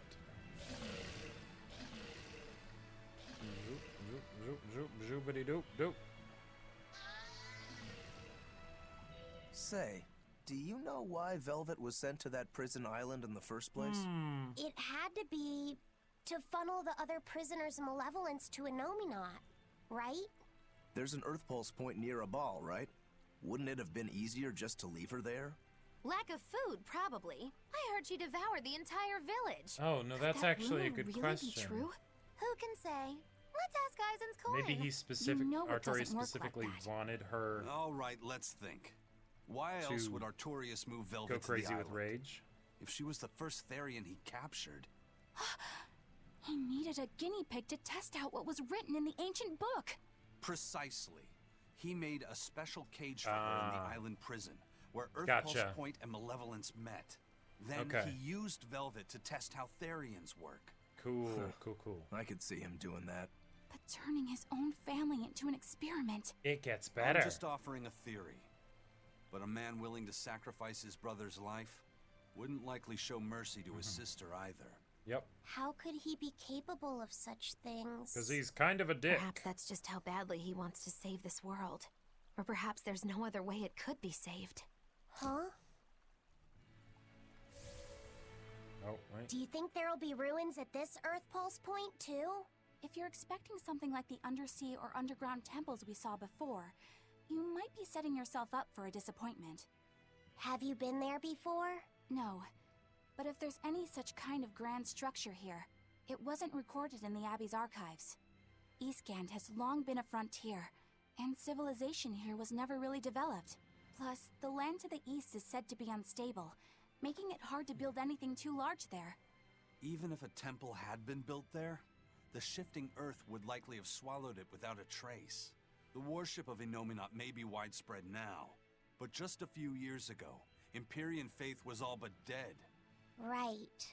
Still, if you actually searched for the ruins, I bet you could come up with something incredible. We've seen underwater and underground temples, so why not a temple in the sky?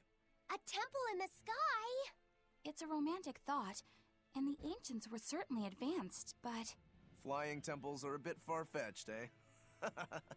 Maybe a castle in the Hey, sky that's the instead. beauty of magic. Anything could happen. A flying temple, a beautiful woman being sawed in half. The border between dream and reality is as fine as a frog's hair. Maybe you just spend too much time daydreaming. Maybe. Took me a while to realize that Magumi was talking about a magic trick.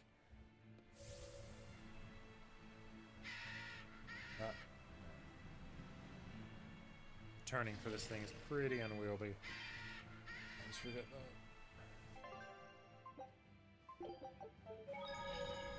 that. Okay.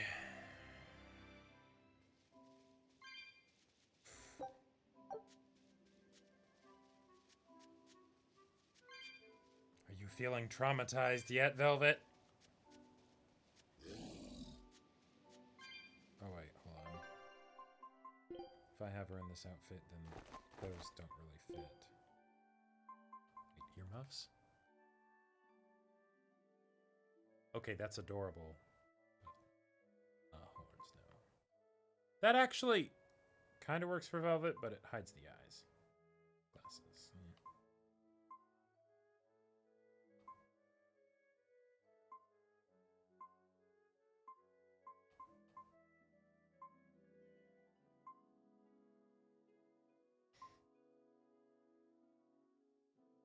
No. Nothing for now. Yeah.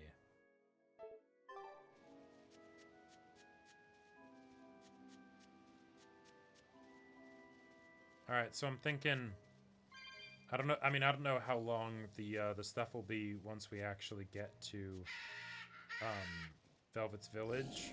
Once we get to a ball, but I get the feeling there's probably going to be a lot of like cutscene stuff there, and then once that's done, that will probably be the point where I end the stream for today. Because I feel like that'll be a pretty good end point.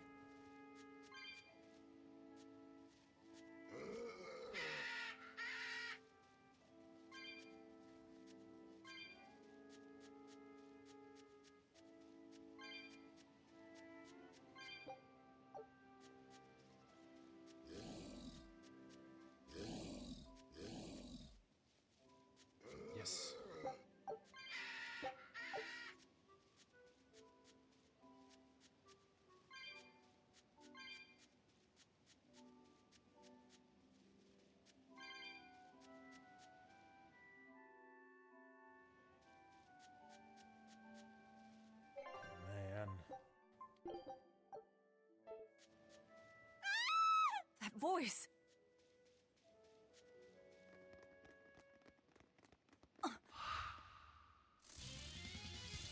Alright, mandatory fight.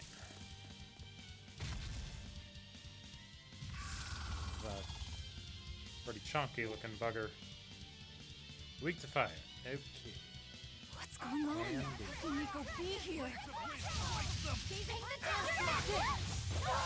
Ready to die? Think you can dodge? Just try. Perfect mayhem.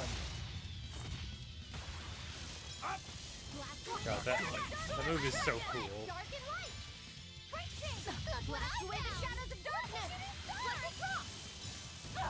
Oh, rude.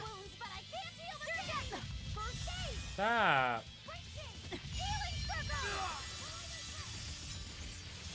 Knock. Stop. Rude. I can heal the wound.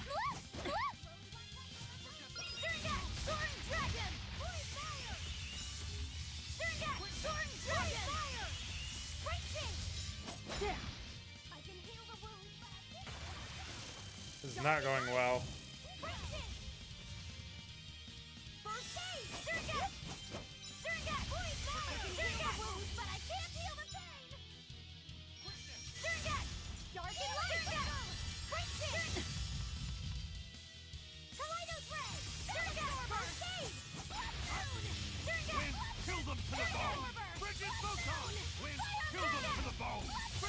Oh, wait.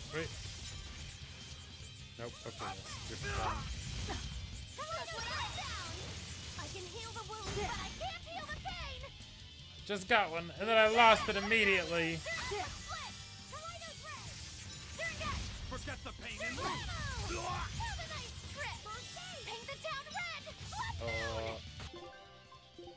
You know, since I'm back here, I'm gonna be nostalgic and have some apple gel. Oh wait, I have a status on me. Yes.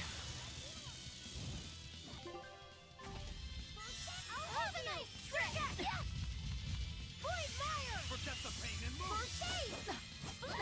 No. You're wide open. Die or be killed. You wronged me. Here's your justice. Fighting order. Nice combo, Roxette.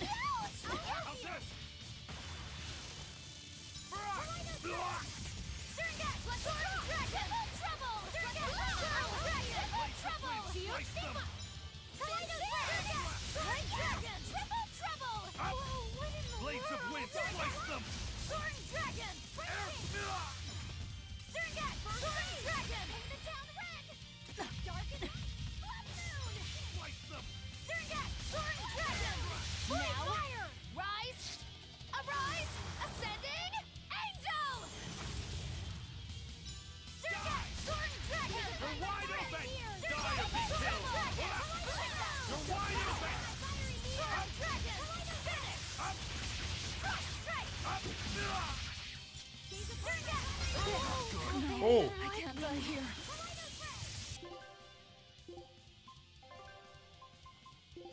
Oh, that's right. I still need to find more items. Oh, this could get real bad.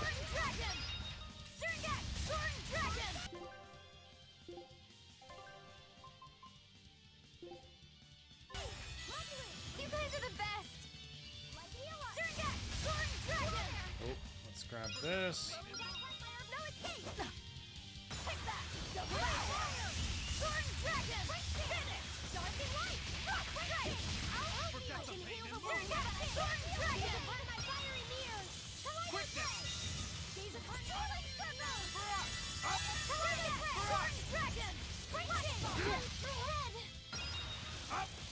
Blades of wind, slice them! Ow! You're wide open!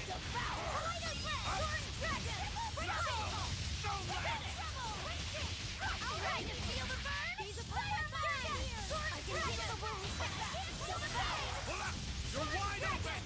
Burn! Blades of wind, slice them! No mercy! Wounds that won't heal, carved into flesh! Lethal pay! Blades of wind, slice them!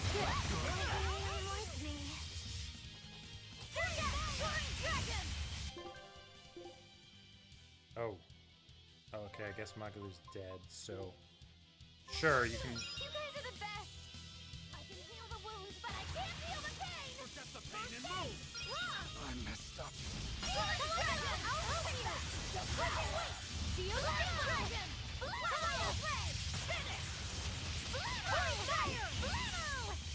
Triple trouble! Dragon absorber! Devour! First aid! Dragon! Slack assault! Triple trouble! Finish! Void fire! Prostrate! Surgat! Void fire! Surgat! Fury dragon! Take that! Devour! Blast away the shadows of darkness! Dragon! Slack assault! Spin! Finish! Calamity! Prostrate! Surgat! Spin! Void fire! Surgat! Soaring dragon! Upon my fiery mirror! Devour! Triple dragon! Slack assault! Finish! I'll help you! Okay. That is a great point, Supernova. Yeah, probably do. Okay. I can't believe it. Is it really you?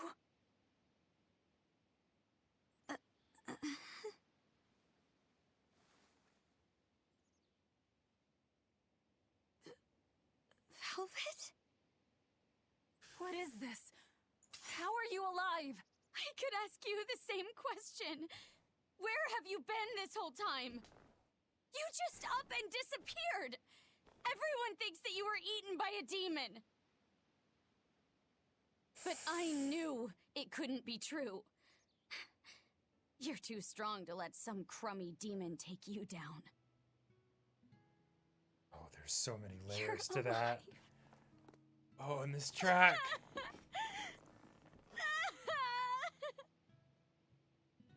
Too strong to let some crummy demon take you down, huh? Huh. No, I'm gonna be done soon. Sorry, let me know when the I next didn't mean good to point embarrass is you to in end front it. of your friends. Hopefully this doesn't go on too long. But... I have to let everyone know the good news. You finally come back to us. Next save point. Miko's alive. She's alive. Don't let your guard down. I've got a bad feeling about this. Well, naturally, we've got a Reaper with us. In addition Let's to head for everything a ball. else. We can ask everyone there Oh, exactly what man. happened. Oh my god. Yeah.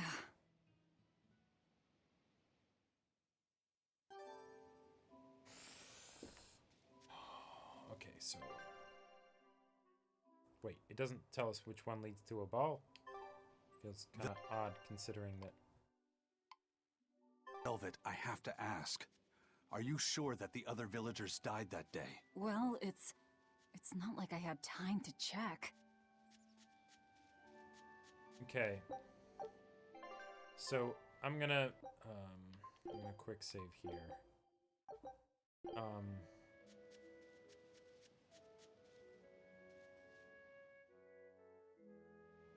Okay, alright, yeah, so then that's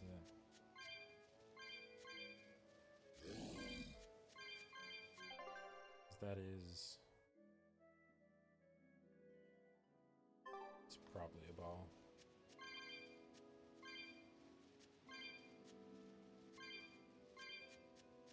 So many of these things.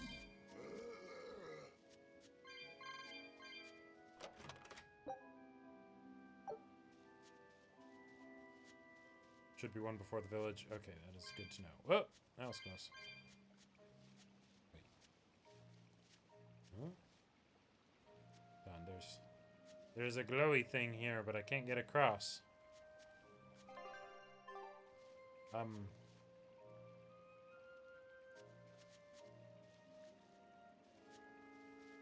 Board jump?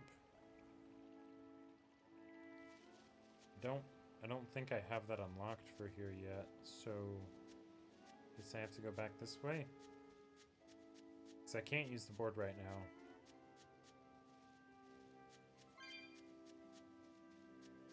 So is that just something that... Okay, yeah, I don't have it unlocked for this area, right. Okay, so I guess I need to go back around to this way.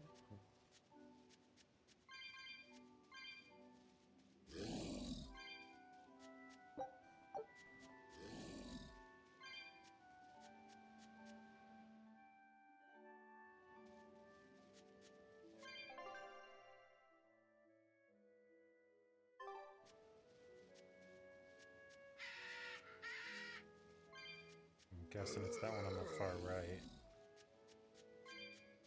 This is a lot more complex and complicated than, you know, the last time I was here.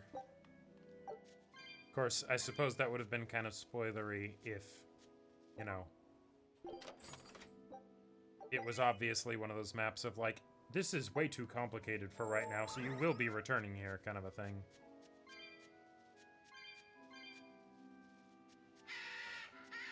Oh man,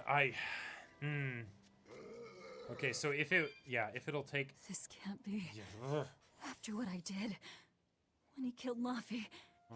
Velvet, are you alright? No, Of course she's I'm all right. not. Now, I know Velvet. I'm right. I'm sure of it. This isn't how the village should be. Well, let's stay calm and investigate. I am calm. I'm fine. Really. It didn't seem like that was someone else masquerading as this Nico girl. But if she's the real thing, then something very unnatural is going on. You get me, Rokuro? Yeah, we better keep an eye out. Aizen does not usually refer to Rokuro by his actual name. This is serious. Okay, cool.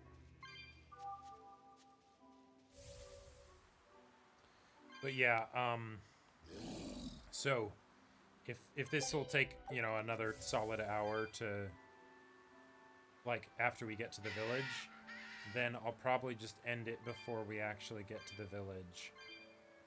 And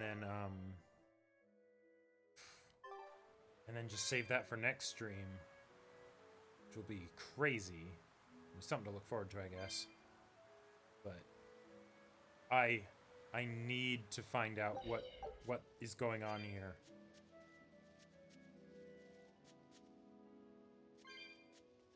No, One Gamer. No, it's not. Oh, hey, thanks, Anime Dude, for the raid. Thanks. Coming in towards the end of the stream, but thank you.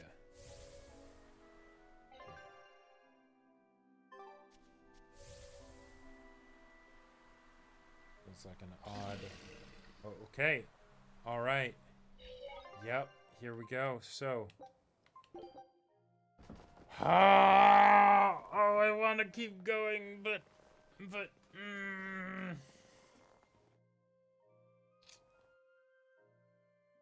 It has been. It has been. Well, okay, so the thing is, if I hadn't taken all those breaks to discuss the game, probably would have gone through this already. But okay. So I think I'm gonna be stopping here. But save the momentum for next week. It's gonna be great. But one of the things that I want to do at the end of this, I want to take this time to get my full thoughts out about this, you know, before we get actually into a ball and see what the situation is. I love this development. I absolutely love it. Like, this is great. This is awesome. Because, you know, it's a mantra in writing that you break your characters. You take your characters and you break them, because that's where all the interesting stuff happens, right? People don't want stories about everything going perfectly, unless you're talking slice of life or whatever, and then, you know, okay, fine. But even then, you know, things do go badly in those, just on a smaller scale. And this is the perfect way to break Velvet, because so we took Velvet at the beginning, right? The regular village girl, more or less, and we broke her, right? I mean, yeah, she was, you know, a bit of a badass and everything, but, you know, fairly regular life. And we broke her with all the trauma and everything, right? But see, trauma breaking somebody, that's easy. Any story can do that, right? Not all of them do it well, granted, you know, but that's a fairly straightforward thing to do. Not that it's bad. And what this game has done since then is the real meat and potatoes, in my mind, for these revenge type stories, right? You take the character, you break them, you shatter them, and then you see if you can put them back together, right? Because you know, it's the whole struggle of whether she can accept this new family that she's found with Laphicet and everybody, right? Really, really good stuff. This is something that I did not expect. I did not see this coming, and this is, oh, it's beautiful. I love it. Because if you think about it now, Velvet's so tough that nothing would really break her.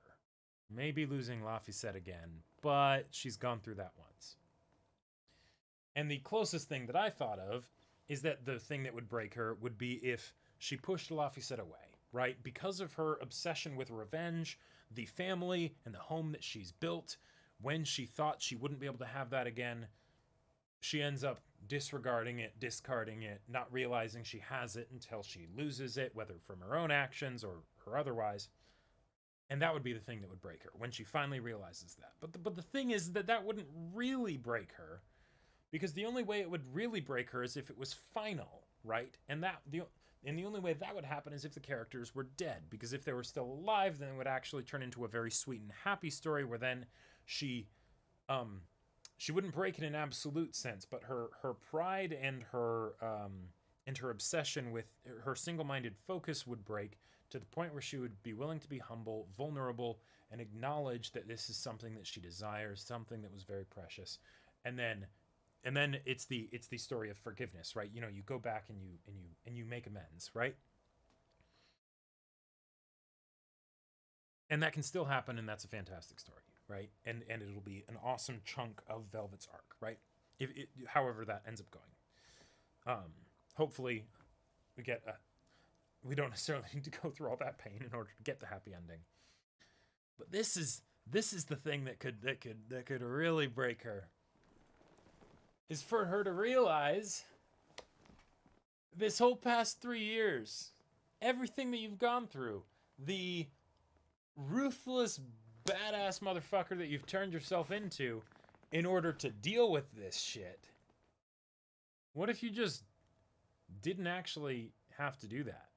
What if that was something that you entirely put upon yourself? That kind of, not that she would have thought about it this way at the time, but that it was all just a form of self-punishment, right? And was completely unnecessary. Because if you think about it, in a way, it is, right? The fact that she latched on to hating Artorias so strongly, that's what kept her warm at night, right? That's what made her able to survive those 3 years, but once she gets out of there, she doesn't necessarily need that. And theoretically, what if she never needed that in the first place? Now, Laffy is dead. I don't think that's going to be changed, right? But if the town's still there, then it's basically something where maybe you rejected that family and that home without even realizing it. And it was there the entire time, but you couldn't see it. And while I don't think that Velvet is then going to like choose to stay in, it's based on what the name of the village is. I don't think she's going to choose to stay here, because if she did, the game would be over, right? Like, she needs to actually defeat Artorias, right? That plot point still has to happen, and Artorias still did kill Laffy, right? That's a problem. But this makes for a wonderful parallel to what's been happening with our, scraggly band of misfits, and that they've been there this whole time, and she hasn't realized it. She hasn't let herself, a ball, thank you. She hasn't let herself be a part of it. She keeps them at arm's length, And she even did that again with Eleanor just now in a way that almost felt out of character, which led me on to that whole other discussion of, okay, maybe this is a different permutation of the issues that she's going through, right? This is not, it's different from what we've seen previously, but not because it's contrary to her character, but because it's a new layer of her character getting revealed, since it's still kind of parallel to the things that we've seen before. And yeah, who says it? Well said, One Gamer. Who says a character should just have one breaking point? And the thing is that it can always get worse. And it doesn't have to just get worse in the way that you think that it will get worse, right? Because there are, in a way,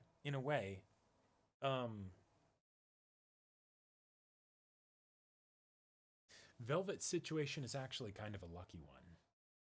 And let me give context to exactly what I mean by that. Revenge stories where the character actually goes after the person and is going to kill him, and the person's a terrible person and everything. We like those stories because they're extreme. Because they're simple. They're straightforward, right? They're not as complicated as real life.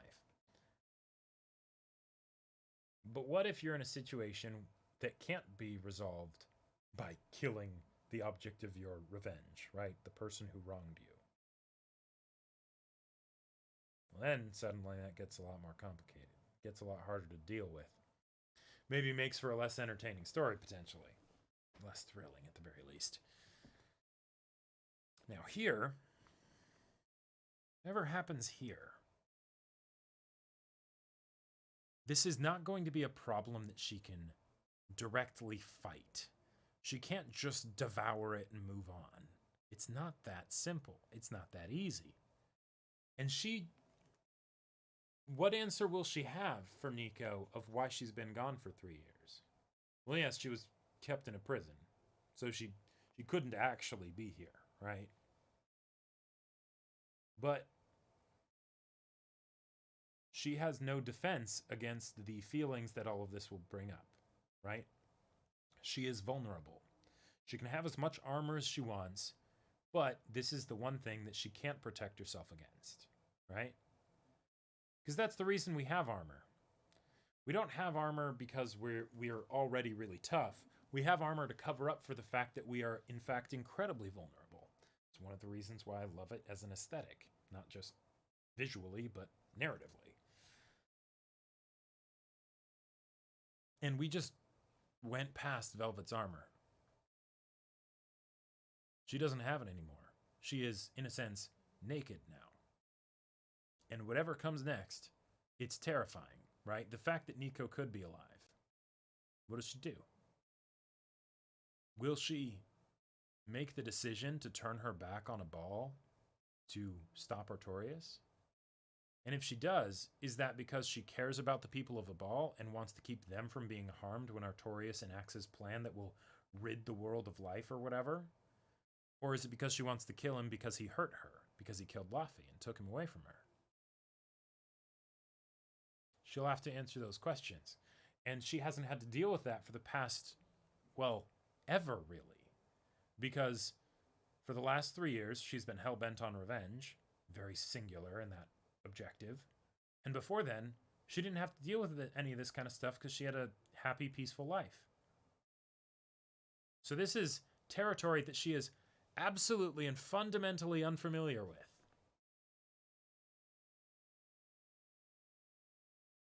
And I am so giddy to see just how much it breaks her. Because this is kind of what she needs, right? In order for her to change, she needs to be...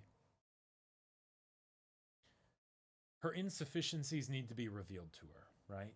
Adapt or die. We only adapt, really, when a death is on the line. Doesn't have to be a literal death, could be a metaphorical death. You could say that when we do things to try and, surpass our own limits, become someone that we want to be, it's because maybe we're dying inside by the fact that we're not that person, right? Here, she is going to realize that all her strength, all her demon powers and everything, do nothing for her. What are you going to do about that? How are you going to handle it? And damn if that doesn't make me interested as fuck in what happens next. The fact that I'm ending the stream here is kind of torturous. But at the same time, I'm a glutton for punishment. So, yeah. We'll be picking this up next week. Going into the Village of Ball. And seeing just what exactly is going on there. But yes, thank you so much for joining me on this stream. Thank you for putting up with all my,